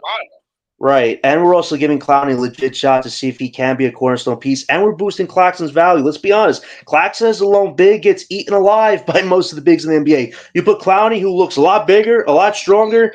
If his shot blocking aligns with Claxton's shot blocking, it makes Claxton's value a lot better. We're literally taking care of 3 things right here. You're preserving MPJ's health. MPJ and Clowney to help him on the boards. Exactly. But you're also doing 3 things here. You're preserving MPJ's health. You're giving Clowney a shot to be a cornerstone guy for this team, and you're boosting Claxton's value. Win, win, win. Like, that's the way we got to approach this. We have to get a number of things done by the trade deadline, by next year's lottery. Like, this lines us up perfectly if we do this type of lineup you're talking about, Joey. And I hope that's what Jordy wants to do because Clowney deserves a legit shot. I thought it was nice seeing Clowney and Day'Ron play together in the backup court. I thought they both played very well together, but Clowney, he looks ready for that starting lineup. I just want us to have some damn size in the front court for once. Yeah. Like, we got to see it. And you just got to preserve MPJ's health. MPJ at the 4, there's a lot of risks there. And the way he's talking about his back, I do not want this guy to have an injury. If MPJ has one injury this year, it hurts whatever type of trade value we're trying to build for this guy because he's already telling people, I might not be here after my next contract. So we got to really be cautious with MPJ's minutes this year. And having Clowney at the 4, I think definitely helps that, I think that definitely helps that. Yeah, I agree, man. I agree. I would love to see that lineup. Like I said, and not only we got reinforcement on at the 3 and the 4. You know what I mean? We got some guys who can come in off the bench and fill in. We got Terrence Mann, we got Zaire. You still got Day'Ron who can fill in as a 5. You still got Danny Wolf. John, you got an echo? So we still got some size. John, you got an echo? Yeah, let me react real quick. Yeah. Hello? Yeah, you got somebody got an echo. Is it me? No, it might have been John. Okay. But yeah, man, I would really like to see that lineup. I just want us to have one thing I'm tired of us not having is size and athleticism, man. I want us to finally have some size and athleticism on the court, bro. Because, playing with these small lineups ain't it, man. No, it's definitely not. And you know what I'm saying? We acquiring some size and some length with the players we have. Clowney did look different. Fambo is 6'10" athletic facts. Damn, I forgot about Fambo. Yeah, he didn't play tonight. That was a little disappointing. Yeah, he didn't play tonight. I think he's gonna play in the China game. I hope and he Greg does. Powell, which will be fun. Yeah, I'm trying to see this dude. I'm trying to see this dude hoop. You know what I mean? Like that's right there. Something that we don't have. Somebody 6'10" and athletic like that. I don't know if I think Clowney 6'9", but Fambo different. He got a little handle. He got a little wiggle to his game. He could post up a little bit. You know what I'm saying? Shoot the 3, shoot the midi. He could dribble a little bit. Got a little, yeah. You know what I'm saying? It'd be fun to see him. But as far as like Clowney, yeah, he looks different. Clowney for sure, like John saying, he couldn't dribble down court by himself. Like, you know what I'm saying? He had to get the ball up. So clearly he's working on his handles in the off season, working on building his body in the off season. You know what I mean? That's good. I think we found a true diamond with Noah Clowney, man. I hope we see it this year because you need two-way players that could be impactful and dominant. You're not going to get anything close to what a Giannis could be, but man, if Clowney could have two-way type skill sets in offense and defense, man, could this guy be a cheat code for you in the future? And that's the thing about next year's Exactly. draft. There's some great wings that we both want, Ice, but imagine adding a Darren Peterson to play alongside Noah Clowney if he continues this trajectory. Man, Clowney might be more than what we got him at as a top 20 pick. He might, fall into like mid lottery if he keeps this type of level of play up. But I just want him to play a full season and show what he can fully do, because those bits and pieces showing right now, it's like, damn, we need this. Like, if the Nets want to be a serious team in the East, your wing position needs to be on a completely different level. And Clowney wants to show that. And if we do trade Claxton down the line, it opens up more room for guys like Wolf and Dayron to really get those minutes and show what they can do as well. But I really hope Clowney gets those minutes, because it feels like he's right there ready for a breakout moment. And I just hope Jordy can trust him to have that moment. Yeah, no, facts. You know what I mean? I don't know. We're gonna see what it takes for Clowney to even start. You know what I'm saying? Because he's gonna have to hoop this year and got a contract year next year. You know what I'm saying? Zaire, what does Zaire get? 2 years or 1 year deal? 2 years, he's making $6 million, and same with Daron. This is the thing about Daron; it's a little worrisome. I'm hearing chatter that there could be a lot of teams interested in Daron at next year's deadline, because there are teams that don't have backup centers, and I really like Daron. He's more of a homegrown guy, but if Daron has a really good season, I would not be surprised if a few teams come calling, asking about Daron. What do the Nets want for him? He's only making $6 million, so it's like, if Daron is having a great year as a backup, I feel like Sean Mark's hand might be forced a little bit there if a team really wants him, which would be a little upsetting, because I think Daron is a great backup for us, but at the same time, Wolf is right there ready to get those minutes. And if you don't trade off for Claxton, unfortunately, Daron becomes that next guy you got to look at. Is he a cornerstone guy as a backup, or do you want to give that position to Wolf? So I feel like really Daron or Claxton, whoever Sean feels can be tradable this year, will open up that window for Danny Wolf. It would be a shame to lose Dayron, because I feel like he's in the best conditioning of his life, and it looks like he's ready for a good year as well. So yeah, it's going to be we tough forgot with about decisions. Dayron, man. That's a good point, John. We forgot about Dayron. Day been putting that work in too. Yeah, you could tell for sure, man. Like, we forgot about him. You could tell he wants to get better, and he's been putting the work in to get better. And I think Dayron, I think he's hungry, man. I think the kid, he's going to be a good player in this league. Now, is he a starting center? I don't see it, but I think he's a solid backup center on a good team, for sure. And that's where his value gets tested. And the teams that I say that want Claxton, they could get Dayron at $25 million less, which is crazy, because you look at teams like Boston, Pacers, Hornets. Exactly. I even throw in Lakers, maybe Memphis. Like, a lot of these teams have had some type of interest in trying to acquire bigs in the future. And I feel like if not Claxton, Dayron for $6 million, it just depends what you're willing to give up for Dayron. Marks, he likes to penny pinch with picks. So I feel like a team's going to have to overwhelm Marks with a decent mid-tier offer that is worth what Dayron gives you. And Dayron's best value is he is, I think, the best rebounder in the NBA. And that's so crucial on the glass when you're trying to win basketball games. So it's going to be sad if you have to trade Dayron this year, but I hope it doesn't come to that. I'm more fine with Claxton, just because we know where his ceiling is at and what he can give you on a certain given night. Whereas with Dayron, he fits your system as far as being a backup goes. So I feel like Marks will have to decide between Dayron and Claxton, especially if both of them have really good seasons this year. So yeah, these are decisions that you hate, but if we want to be a serious team in the East, we're going to have to make those decisions, because we want the next Brooklyn Nets that are going to be in our starting unit and backup unit. And I feel like Dayron and Claxton, both their futures are not set in stone by any means, but I'd be more happy keeping Dayron over Claxton, though, if it came to it. Absolutely. But we it's been reported that Claxton's probably going to be one of the biggest trade targets this upcoming season.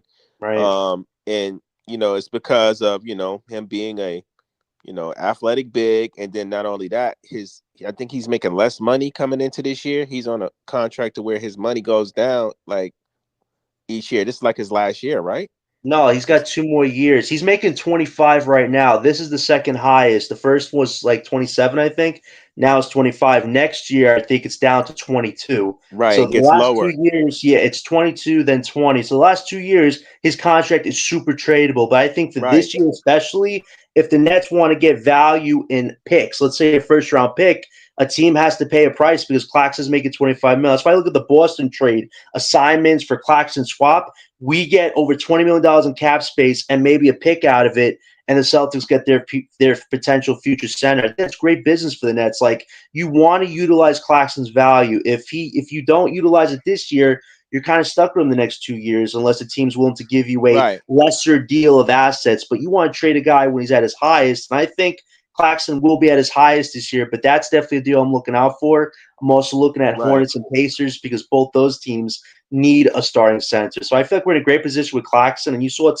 Well, you didn't get to see tonight, Joey, but Claxton looks great with multiple playmakers around him. If his value could be up to a certain point, I feel like the Nets are in business to get a decent offer of assets back Yeah. for him. I'm just saying Just though, like I get it that he makes obviously he makes more than Day, but Claxton's is also an attractive target with his contract because his contract goes down every year.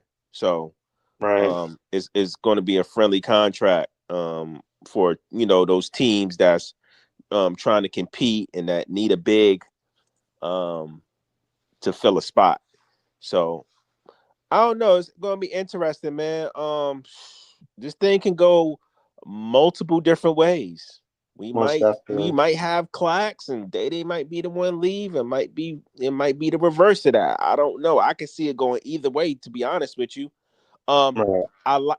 I mean, I agree with you. If I had to pick one, I'm gonna pick Day.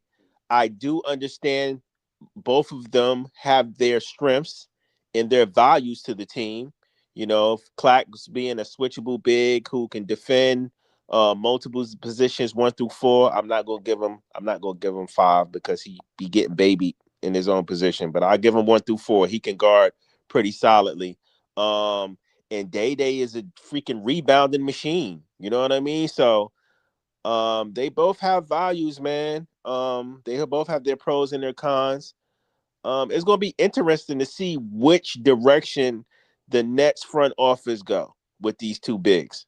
Right. I totally agree. And we really aren't going to find these answers out to at least December 15th because that's when everybody who signed a contract this summer become trade eligible. That's Cam Thomas. That's, I guess, Day as well. So it really is December 15th, which is kind of like the unofficial start to the trade deadline where teams will kind of know where they're at. It's usually those first 20, 22 games. That's why I kept telling Breezy the month of November for Cam Thomas in particular is super important. If he has a great month where his points are over 20, he's giving you 5 assists, 5 rebounds, something like that, teams will come calling. There are a lot of teams that are getting snake bit with injuries already before we played a single game. So it's like if Cam has a great month in November, if Dayron and Clax have a great month in November, it changes the narrative quick on what their market values are because there are teams that are facing cap issue situations where they got to make a decision. Can they get this guy while hoarding some of those Here's assets my and using them? here's Like, my it's really question going for to come you, down. John. Here's my question for you, John. Because you always you talk a lot about trading guys, and that's cool. But as a GM, where do you draw the line with a guy? He's playing out of this world. He's playing his value up. How do you figure out, right, if you're going to trade him or flip him for assets, or you're going to move forward with him, right? Because Right. you have to take a gamble either way. Because you might take a gamble and try to flip him, and then he might turn out to be on an upward trajectory. You feel what I'm saying? Or Right. you might turn out to flip him and he may not. But I'm just saying it's a gamble. You trading good players, right? That's on an upward trajectory, might turn out to be something or might turn out to be better than what you expect after you trade them. No, that's such a great point, Joe, and that's why the Daron thing would hurt because he's going to make a team as a backup center on the rebounding very great. Like, it's going to be super improved is what he gives you with that one particular skill set. Claxton as a starter next to stars, that team's going to look much better because their stars may be aging, but they have a young buck in Claxton who can give you those defensive intangibles. Like, yeah, it's like a 50-50 risk. The thing is with Cam Thomas, if he signed a contract, I feel like his value could be a little more higher, but since he signed the $6 million as no trade clause, like, you're kind of stuck in a rock and a hard place because clearly Sean and Cam they don't value each other as partners because Sean was fine not giving Cam more than 15, and Cam was fine turning that down because he thinks that one of the 10 teams will give him what he wants. So I feel like Cam's situation in particular, that's where you really got to weigh the pros and cons of what you're asking. Because if Cam has a great month in November, some guys like this say, hey, that changes everything. Like, you can change your mind. Listen, there's 5% chance for the relationship. Maybe there's a 50% chance now to pay the relationship. But it's like, at the same time,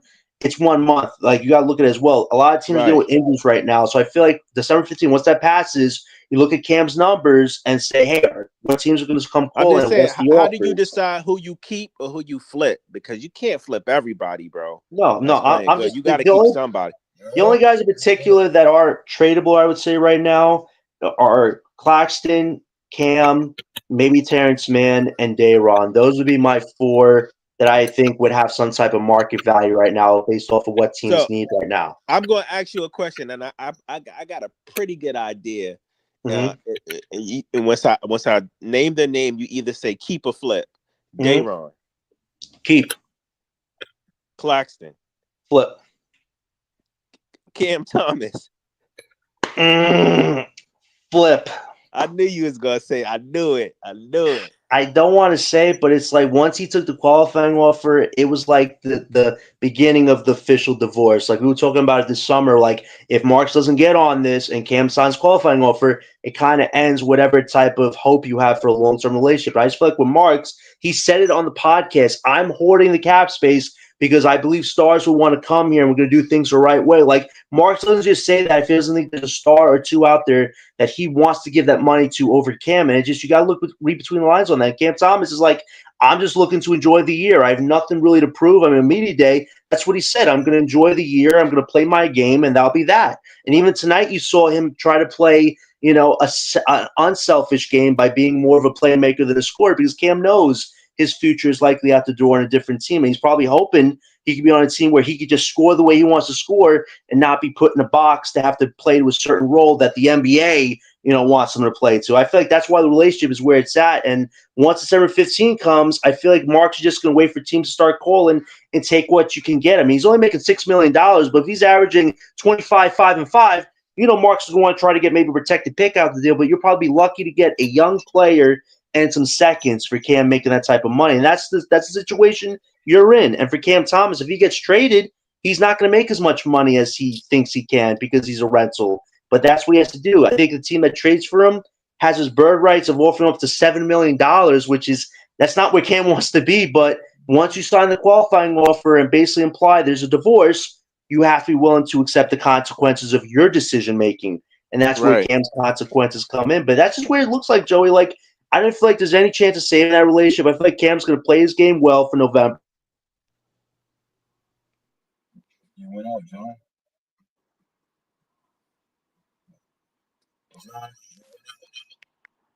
Yeah, John, you froze up, bro. Go out and come back in. I think when it's time to move on, right? The only time I think you really want to move on from a player is when you feel like you have somebody else to move on from, somebody that's worth. Like if Danny is happening, even though Dayron or Claxton is a great rebounder, right? Dayron's a great rebounder, Claxton's a good rim runner, shot blocker. But say Danny Wolf comes along and you see his potential, like tonight, John said he had 5, 5, and 5 in his limited minutes, 5 rebounds, 5 assists, 5 points. And say you value his rebounding, his assists more than you value just Dayron's rebounding. Because 5, 5, and 5, like Dayron don't average, when he get in the game, he get rebounds, he get points. But moving the ball, having a point center might be more valuable to the team. If you see him starting to grow, then you're like, okay, one of these guys can move out. I can move one of these guys because Danny is going to eventually, hopefully take take another leap to get wherever he needs to go. And you see people talking about like Joker type style, Sengun, whatever, because big centers that can move the ball is different. So did you see the way Dayron was moving the ball today? Did you see the way Clowney was dribbling, Jay? I didn't really see Dayron move the ball, Jay. He had some good passes today, man. Yo, John, you still got Dayron, you still got the stats up for Dayron? Yeah. Let me check Dayron real quick. Dayron had 7 points. He didn't have. He had 1 assist, 5 rebounds.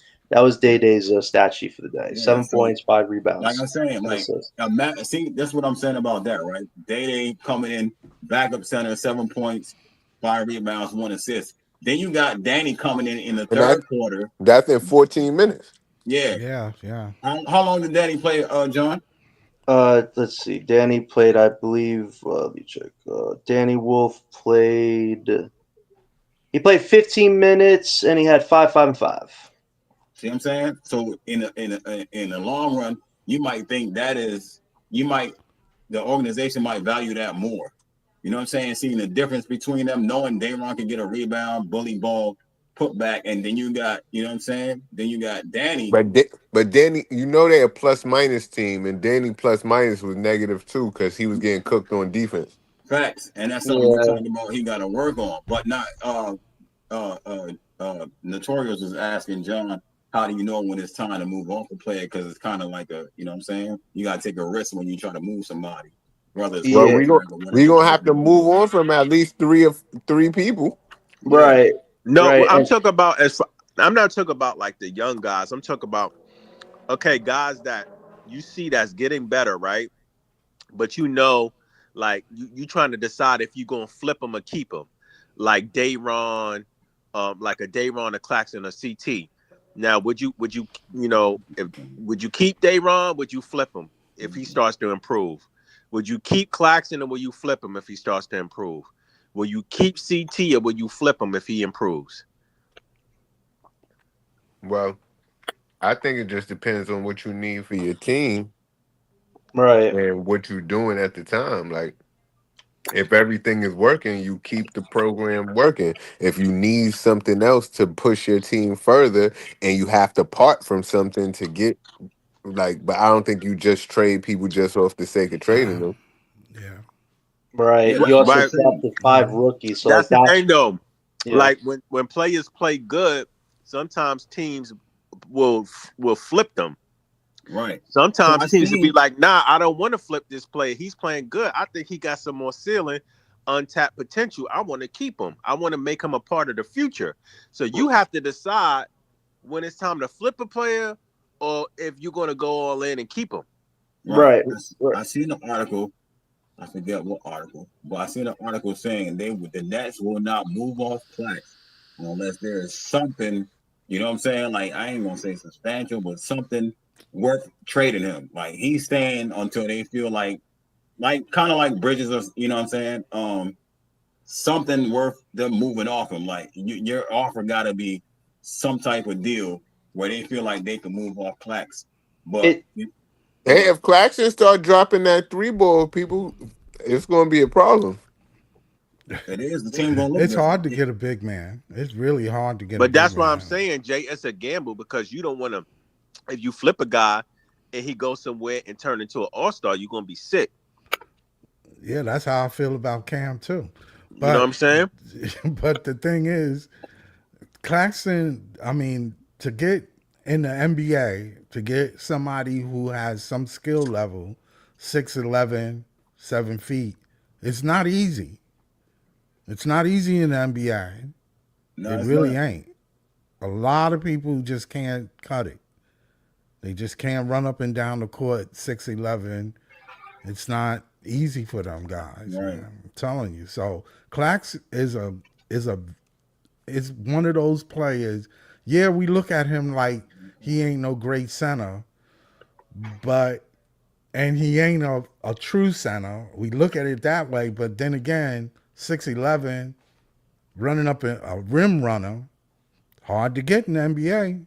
Yeah, that's fact. Right. Well, Ice, you talk about type of offer. Listen, you're not getting no Mikal offer for Claxton. I think if it's an unprotected first-round pick and maybe a young player, I think that's more than enough because at the end of the day, he is going to be, 26, 27. He's entering in the prime. You know what he can do. He plays well with playmakers. I said this on your show, Scott, and Ice's show, that having playmakers should elevate Claxton's game, and I saw that tonight. There were multiple playmakers finding him for easy lobs. He was causing deflections, the rebounds. Like, Claxton looks focused right now, which is great. But you Mhm. definitely want to build up his value by having playmakers around him. And if a team offers an unprotected pick and maybe a young player or matching salary, that's the best you can do. If Marks wants 2 to 3 first-round picks with Claxton, good luck because teams aren't stupid. They know what So Claxton can so give you. so then that would leave them basically with one center. Well, we have Danny Wolf and Danny, Dayron, Danny so Wolf we is have Oh, two that's centers. Danny Wolf really not a center.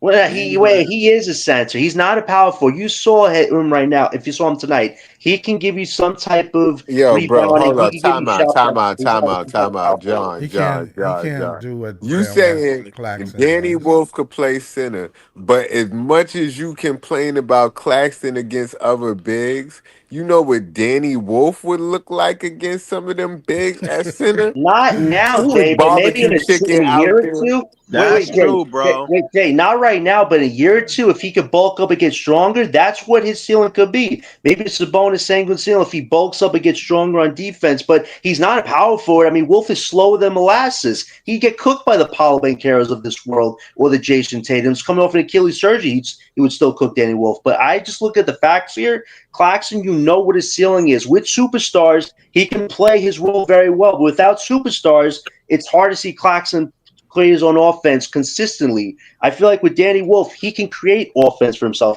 He can play make. He gives you some type of rebounding and some type of shot blocking. Defensively, he needs to get a lot stronger and he needs to get quicker. But in 2 to 3 years, I think Wolf could be a legit center for us. I Let's don't think he's a power forward though by let's any keep means it of a the buck. imagination. All of our big men got their pros and their cons, bro. They all got their strengths and their weaknesses. Yeah. If you do throw Danny in there early, you know what? That's a part. You got to put him through the ringer, man. Exactly. That's a Put him part of. through the I mean, ringer. that's a part of. He Welcome could to the come off the NBA. bench. He come Yeah, but off the bench. I don't think that really fits in with it. See, that's the thing. On offense, I think he fits in what Jordy wants to do. But Right. I feel like I was telling Breeze just now, I feel like a lot of the shit he wants to do is have the big man initiating the offense on some Sabonis type shit. Yep. That's what, Right. so he wants the power forward or the center, whoever it is, to be initiating the offense. So it could be Danny Wolf, it could be Dayron, it could be Clax, it could. That's he want them to be doing that. Yeah. And but on defense, Danny Wolf is getting cooked. Oh, Like absolutely.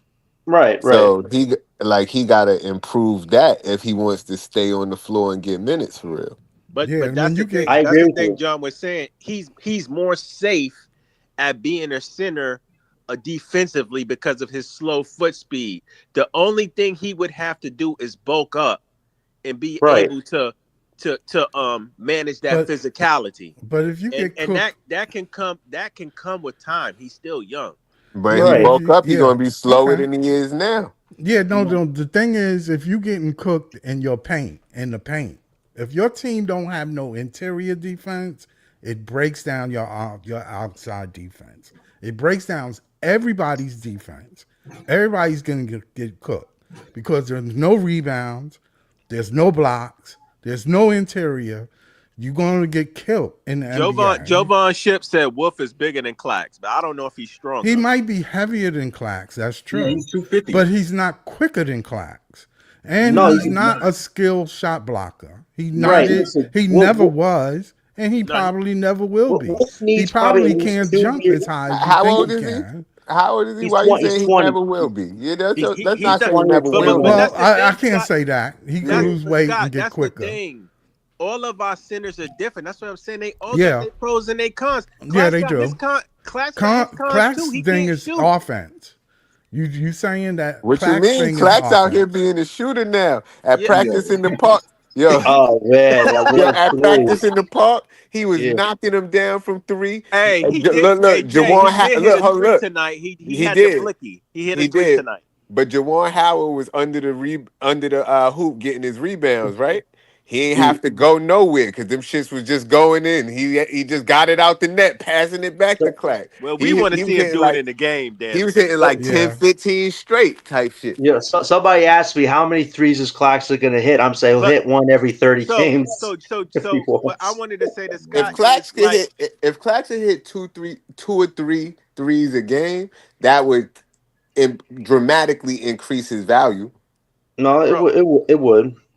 I wanted to say to Scott, that's not Danny's game. All of Yeah, I our big know. men are different, bro. I know. I just don't want to. Dayron's Yeah, different from I agree. Clax. I agree. I Dayron's agree. different from Clax. Clax is Yeah. different from Danny. Yeah, yeah. They all got the things they do good. They I all got the agree. things that they Yeah. weak on. Now the thing is who you put on the floor with them to help Right. them out with their Right. weakness. Exactly. It's a Right. team thing. It's a team thing.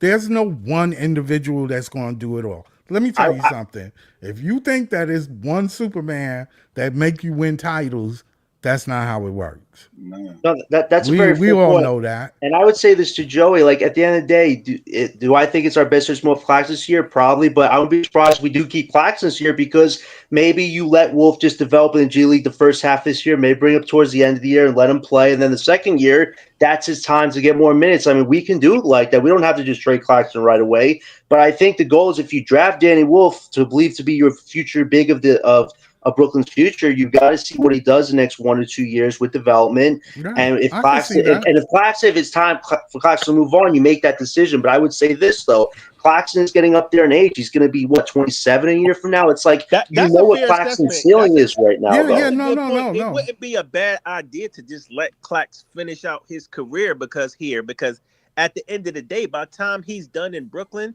by the time he's up for a new contract, Wolf should be ready. If he's not, then you You know what I in the mean? market.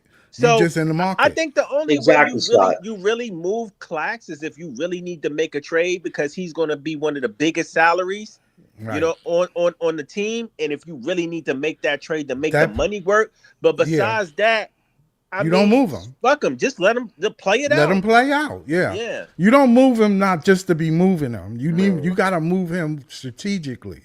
It's Yeah, gotta man. be a return there. It's And what gotta I'm be a good saying, return because he's Unless it's a deal you can't refuse. I don't right, know, but right. A lot is a good return, or in the case of Clax has a skill set that a lot of teams wish they said that a big has on their team. Trust yeah, me. yeah, because he got something to Trust me, offer. they because do. here's my thing: if you really not competing, right? What's the rush at moving him? Like, Right. You No, already paying them. I, So it I, right? don't matter. I agree with you, Joey, but there are some teams that might make a move for Claxton. I mean, if the Celtics are offering me Anthony Simons expiring 28 and a pick for Claxton, I get free cap space Uh, and another pick on top of all the picks I have. That lets me make bigger moves in the future. Like, if that's my only deal for Claxton, Another it's not a another bad deal guard. for I don't us. want to get We don't need another destroyed. guard anyway. I No, don't want to get it's the destroyed. cap space, Jay. It helps us make bigger moves for a potential bigger piece down the line because But like John you Marks can't get a wants to make better those trade moves. than that. We don't need another Well, guard. okay, Get another trade it's with not the cap space. Celtics. Grant Williams expiring contract in the pick because the Hornets have no center, or the Pacers. Maybe we get Jerice Walker and a few seconds. Like those are probably the three teams: Pacers, Hornets, and Celtics that do need a big right now. I'm looking at teams that do need a center, not teams that don't need a center. I don't But want I'm to looking at trade teams just that to be might need a center. trading. I don't want No, to but do that. I know, Scott, but at the same time, are you willing to live with the fact that Claxton's value will not get better than what No, it could be this I'm year? good with it. I'm good with it. You got to Yeah, spend money. I You mean, Johnny's a you wheeling and gotta, dealing motherfucker, man. yeah, yeah. that's why I was playing keep a flip with him because you know what I mean. See what players he A would flip with you. wheeling and dealing But I motherfucker. mean, but I do see both sides of the fence. Yeah, but I do. what my thing is, it depends on what Sean and them see that they trying to do. If they see the pieces coming together that they want, because they're not trying to go negative in any piece. I think they see value in Claxton, of course. Other teams probably do too. I The take that Lakers heat. wanted Claxton. The I Lakers take wanted that Wait, you heat. Claxton. just said I'm wheeling and dealing. Yeah.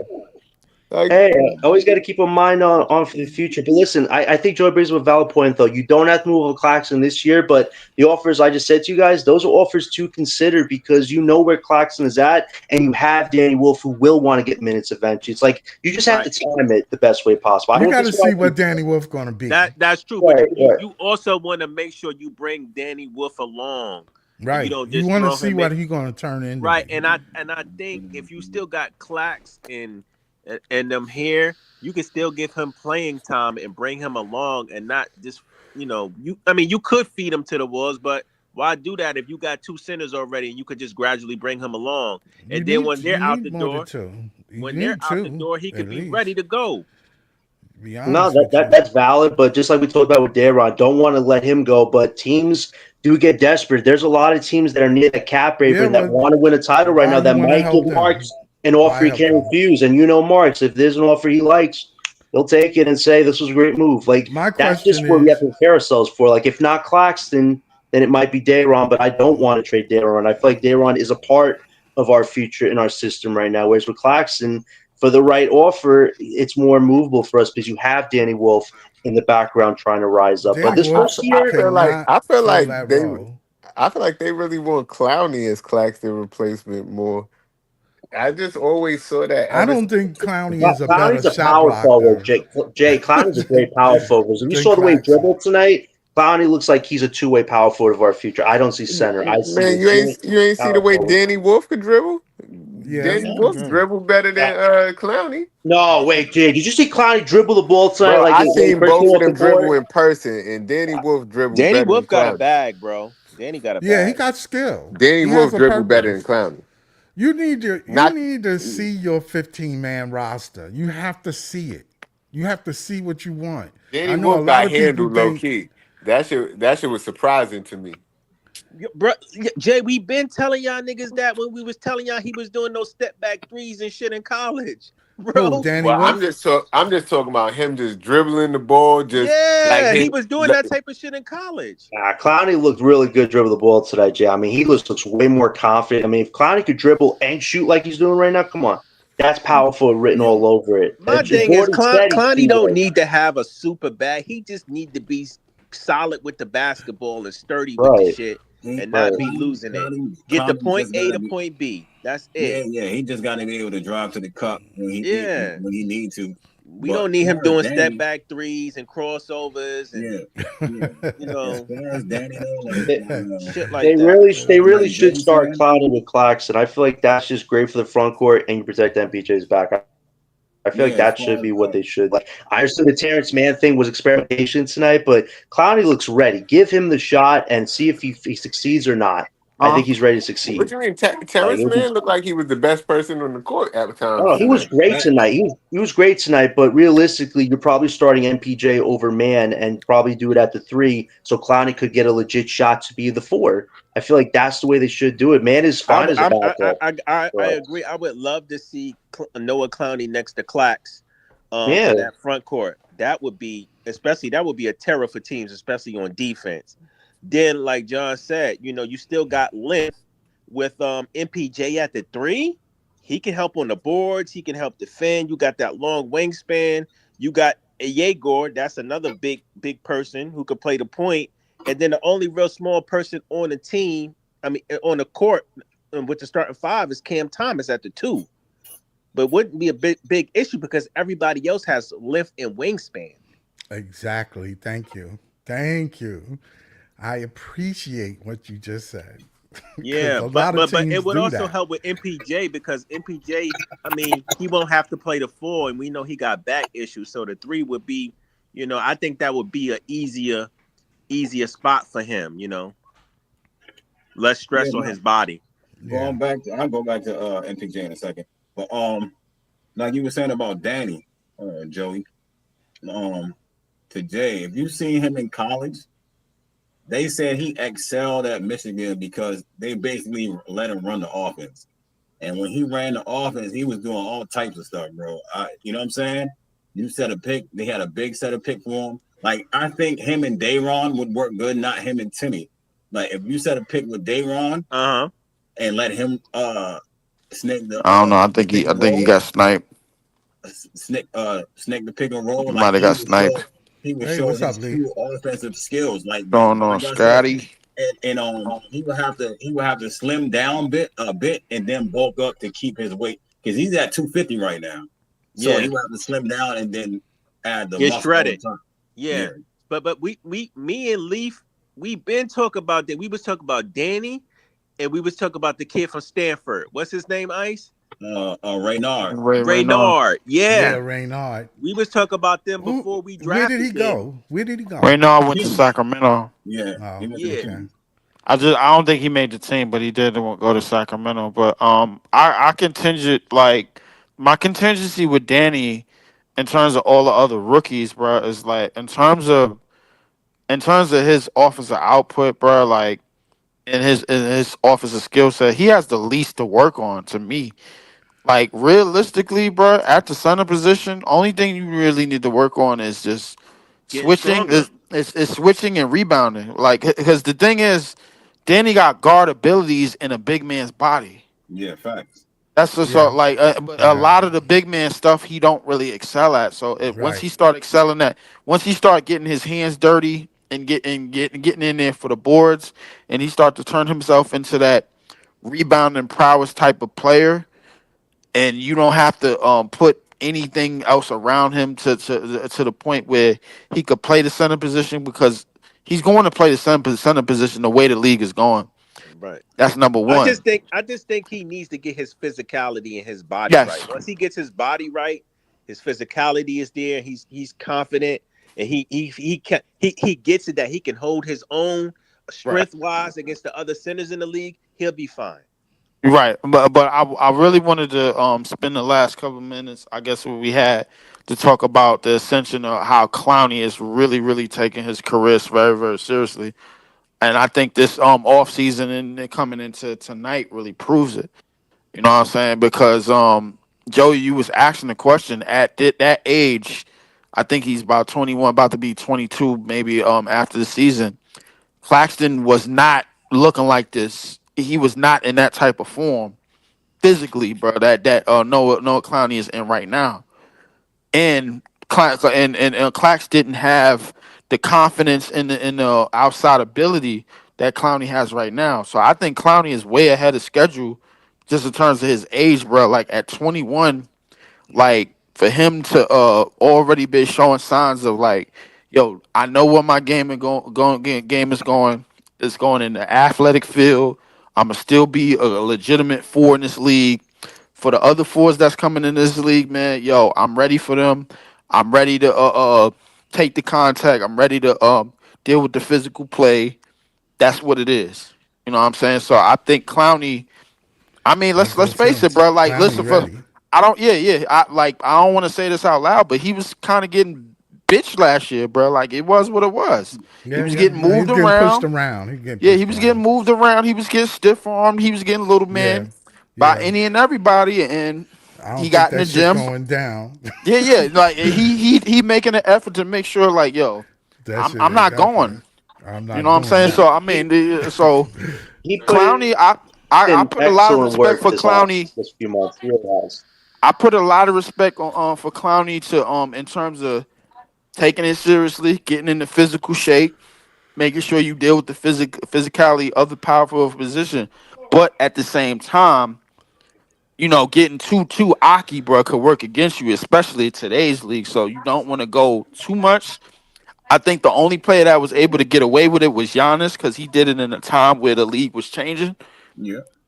You know what I'm saying? So I mean, what you want to do is have yourself a certain balance to where your athleticism is not wavering and your strength is still up, and you can still go up in the air with two hands and not get folded like a lawn chair. You You know what I'm still want saying? to So make sure you got your coordination. You don't want to get too big and you know. And I think that's He, exactly it, bro. he's I mean, on a great trajectory. so I think Clowney,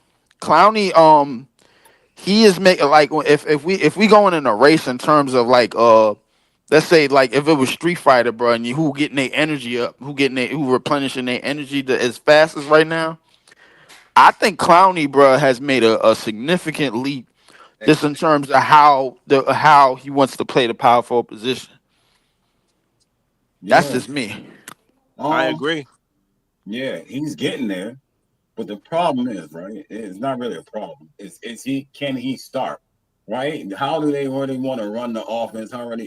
What type of players do they want to use? You know what I mean? Because like today, that Terrence Mann, like we talked about earlier, Terrence Mann worked out well at the three. You know what I'm saying? And he Hmm. does. You know what I'm saying? He could play the two. He could play the three. But you got Cam there as well. You know what I'm saying? So Hmm. Cam at the two and MP Terrence Mann at the three is good. Right. You know what I mean? Yeah, So yeah, I agree with that. Yeah, so with Clowney and Zaire, last year it was a back and forth between them two. But now you Right. got Terrence Mann and you got MPJ, who's a clear floor spacer. You know what I'm saying? That Right. you can put at the floor at times. Minus his back. Minus his back. We ain't got to worry about his back. His back is going to do what it do whenever it do. MPJ's a 3-4. Yeah. There's nothing he can do about it except for play like Ben did. If he starts going down, then you know his back is an issue. And that's the thing Right. with the back that I try to explain. Like, Well, if it's they tough. put him at power forward, he definitely his back going to be an issue. So That's Yeah, why he yeah. got moved They to put a him at three. you're right. That's why he You're got right, moved to a Jay. If three. they put him at power forward, he take one of them shoulder leans and Yep. then he fall the awkward he way, take bro. one Like, of them yeah, he Giannis out of there. He take one of them Yeah. Giannis That's what elbows. happened It's to gonna be Ben. over. Bruh, every time Giannis saw Ben, he knew his back was messed up. He was like, yo, I'm going in the post and I'm not doing nothing else. Right. Yeah, I'm because giving him straight shoulder leans for 2.5 quarters. He gonna be out of here the rest of the season. man, I guarantee the second that play MPJ touch the power forward position, it is over. But I want to stay on Clowney, and I think I really want to stay on Clowney because I think the 4 spot was Clowney's all along. I just think they was just waiting for him to get his mind right. That's what it really was. I think Clowney had all of the attributes and all of the stuff that the front Stretch office was four. looking for. Like That stretch four. Jay was talking about this. I think the year that we got him, Jay, he was like, "Yo, bro, it's basically what everything that they wanted out of Clowney. It's just shooting. The shooting is the separator. Yeah, right. It's nah. everything that they wanted out of Clowney. It's everything that they wanted out of Claxton. It's just the shooting is the separator right now. Because Yeah, if you look at the way him and Claxton was on the court together, defensively they knew what they was doing. Yeah, they know. You know what I'm saying? Defensively, they understood what they were doing. The problem is, I think Clowney got frustrated last year with all of the Fouls. He got he when he couldn't play on the court with Clax, and right. it was him being like kind of the lone big, and he didn't have he getting nobody to picked be. on. Yeah. Yeah, and he had one-on-ones, and he was looking for that help, and that backside help ain't there, bro. Like, yo, listen, you gotta hold your own, bro. Like, he like, you know what, F But it. not The only only that person though, I could Leaf, they trust was is me. they was calling some bullshit on Clowney, man. They was They calling were, little tic tac fouls on him, and you know how it is when you a young player in the league and you getting yeah, bullshit. yeah. But the thing to counter react that you gotta make it an mo. Yo, you gonna call BS fouls on me? Okay, the next time I foul dude, it's gonna be a real foul. Cause now I've been in the gym. I be getting Aki, bro. Like now I'm gonna show you what a real foul is. Right. You know what I'm Nah, saying? but So like, and I think Clowney has taken steps to everything that they the front office, the coaching staff want out of the power forward position going forward. Because basically, if you look at the players that's coming in, I ain't gonna lie, I saw Cam Boozer and whatchamacallit on the USA team, bro. Like, these boys is already built to play the 4 all right, yeah. Facts. Cam coming into That's the a Boozer, fact. league. Cam That's a Boozer is fact. 230 or I really two hope thirty. Cam Boozer I really hope 230. Clowney paying out for us, man, as a solid above average 4, Yeah, man. It, it's like he don't really have no choice because the thing is, you coming out of the Wemby draft, so you already got somewhat eyes on you. Number one, you don't want to be that player that be like, all right, yo, we drafted him, but he was in the Wemby draft. The Wemby draft is supposed to be defensively historic. That's what it's supposed to be. That's what a lot of people are saying. Because we just refer to it as the Wemby draft because he got drafted first. If you coming out of that pool of players, like Clowney is coming out of that pool of players, bro, like you don't want to be the odd man out. You know what I'm saying? So I think the power forward position was always for Clowney. I just think they picked when Zaire got here and he showed that he could play the 3 and a little bit of 4. They was basically saying, yo, you want a skinny nigga? You want a smaller skinny nigga to play this 4, bro? Like you sure this what you want? You gonna get your mind right? I will say this, Leaf. I give it to Jordy. He's taking conditioning to a whole level. These guys, instead of trying to get the athlete from draft, let's say He's trying to actually build these athletes from the bottom up. And I got to give Jordy's credit on that. He takes the conditioning and the practice and what you have to do to play the game of basketball very serious. And I think it shows on guys like Clowney and Dayron because their conditioning was not there a few years ago. And now you look at him now, it's like, damn, you notice the changes. You know you have a good coach when you notice the players evolving how they look physically. And you got to give it to what the work they're putting in. I give it to Jordy on that. Now it's let them see what they can do on the court for 82 games and see if they can turn fiction into fact. And I feel like Clowney has a great chance to do that because if we're going to become a serious team, we have to be one of the best conditioned teams or else we'll get eaten alive. Like, we really got to see if these guys can truly carry that from the work that they put in the gym onto the court consistently. And I feel like Clowney is on the cusp. We just got to see it. Yeah, nah, facts. Clowney on the come up for sure. Clax, you know what I'm saying? He is what he is, but he did look better with guys passing the ball, you know what I'm saying, today. But, like, again, the dude that everybody's been talking about that showed out with Saraf, 8.6 assists. Like, I would say that's impressive for somebody that none of the Nets fans wanted, including myself. You know what I'm saying? I ain't gonna say they didn't want him. They didn't understand his pick. We And didn't I knew understand his game. I didn't like his game, right? I didn't Right. like his game. But watching him today shows that the dude legit got skills. You know what I mean? He legit understands the game, like they saying. Wait, who we He talking about legit now? got patience. So Ben Saraf. Saraf leave. Ben Ben. Sarah. Yeah, he Yeah. had I mean, yeah, 8.6 but assists. I'm not saying that like he don't like. I don't think that was ever a topic of discussion that he don't have skills. I think that the topic was, can he be a two guard, a 1/2 on this team without the shooting ability? Because everybody kept saying we got Dio. Did we just draft Tony and Manu, bro? I'm like, yo, maybe Tony, but Manu you didn't draft because Ben Saraf ain't that. All right, it's Can he close. defensively stop I somebody? don't think it's We haven't close. seen that yet. Can he defensively stop somebody? We have not seen it. I Like give him an okay tonight, Manu but was he's not stopping Manu. anybody right now on Like, defense. well, I think we gotta understand, bro, and I think we've been watching basketball long enough to know that Manu was Manu, like before he got to the Spurs in Argentina. Right. No, I'm So, not like, saying as far as a complete Manu Ginobili, but as far as you look at his skill set, it is very, very similar to Manu's Right. skill set. I wanted to say when I was saying that, I wasn't saying like he gonna be nice like Manu. I was just saying he's kind of like the archetype. You know Yes. what I mean? That's Yeah. all. He's got the archetype. It's just, can you stop anybody? Because I've heard criticism of guys like Pothor on Twitter saying this guy can't stop a doornail. Like, until he can show he could defensively guard his position, right? Because we want positionless guys. That's what Jordy and Sean want. Well, you got to show you can do that, especially to make up for the fact you can't offensively shoot a jump shot consistently, shoot a three consistently. Yes, he showed us a three tonight, but it's like until you can defensively lock down your opponents and offensively grow your game, you're an okay player, but you're not cornerstone player. And I think that's the fair criticisms people have come up with Ben Saraf. I thought tonight, assist-wise, he was good.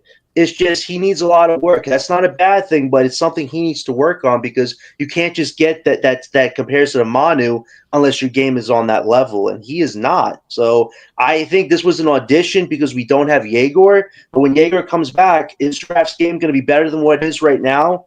I don't see it. I think you got to give him a year or two before we can see what Saraf really is about. I like his playmaking. I like the footwork he shows in the interior, but his offensive game is very shaky, and his defense ain't really stopping anybody right now. That's what he's got to work on. Yeah, nah. I feel As like far as defense with you could them, say all of that about Wolf. yeah, nah. Facts. but I don't think Wolf has the responsibilities that whatchamacallit has. The thing about the center Right. position, the thing about the center position that a lot of people is not really noticing.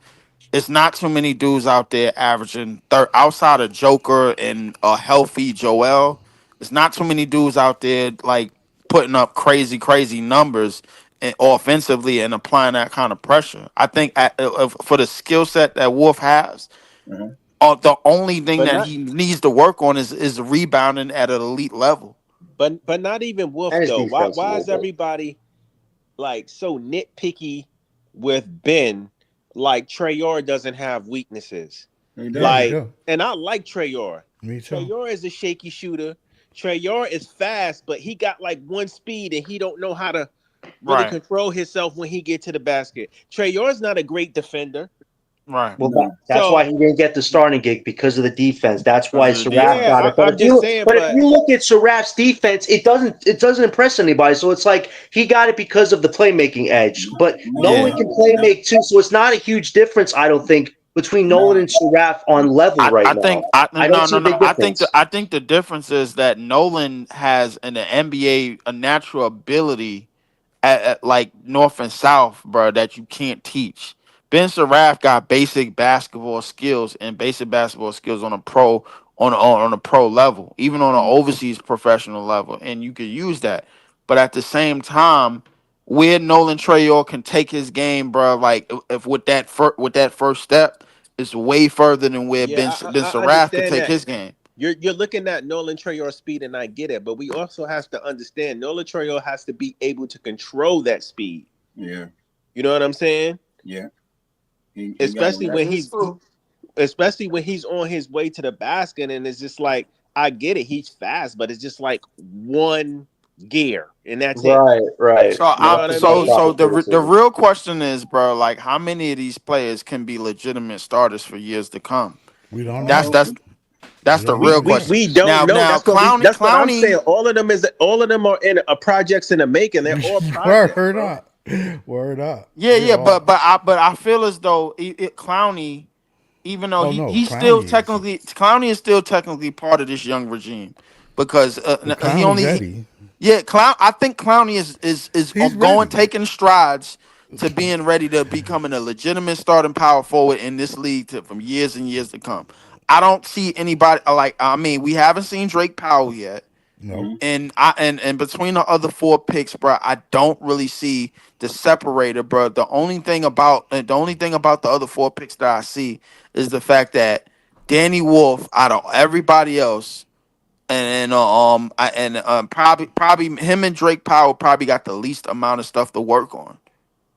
We'll The see. least, bro. We'll Like see. because I think Danny Wolf already has the skill set as a playmaker that Yegor Man, and we already said this. Saraf and Danny all of just these got to dudes work on got. his body. Danny just got to It, get it looks it stronger. looks right now that Powell and Wolf will not play huge minutes to start this year. They'll probably be playing more minutes at the end of this year. Right now, it really is centered on Yegor, Nolan, and Saraf. Saraf gets more time just because we don't know if Yegor is going to start the season. So that's where Saraf gets a chance to audition for potential bench minutes. And I thought tonight was okay, but if you want to compete for Yegor's spot, brother. All I'm gonna say is this, bro. Well, I don't know if somebody like that or not, but all I'm gonna say is this. All I'm gonna say is this, bro. Out of everybody that we drafted, Danny Wolf might be the best shooter out of all these dudes.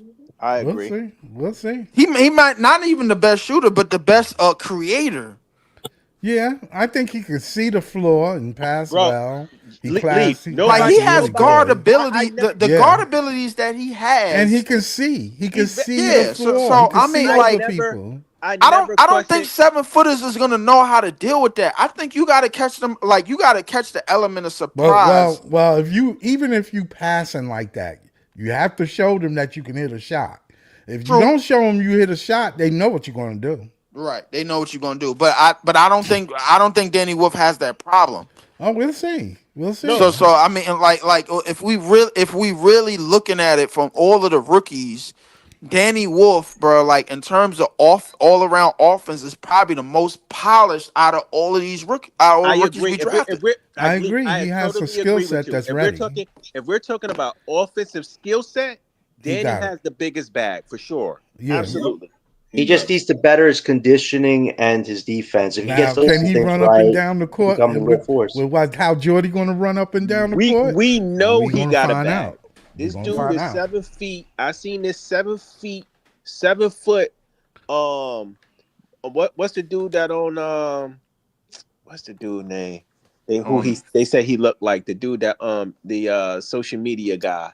He owns Facebook. Mark Zuckerberg. Yeah, I seen this 7 foot Mark Zuckerberg looking dude doing step back threes in between his legs at Michigan. I Right. said no look passes. I said this dude is different. Yes. But yeah, and I think and it's not just the bag. I think it's the basic skill set to play within a point guard's mind, within how the point guard X's and O's work. He's running pick and rolls with 7-footers at the 5, and he's coming into a league where the 5 is going to the direction of his skill set. If you look at what Joker and Sangoon and Sabonis are doing, he has that. He does.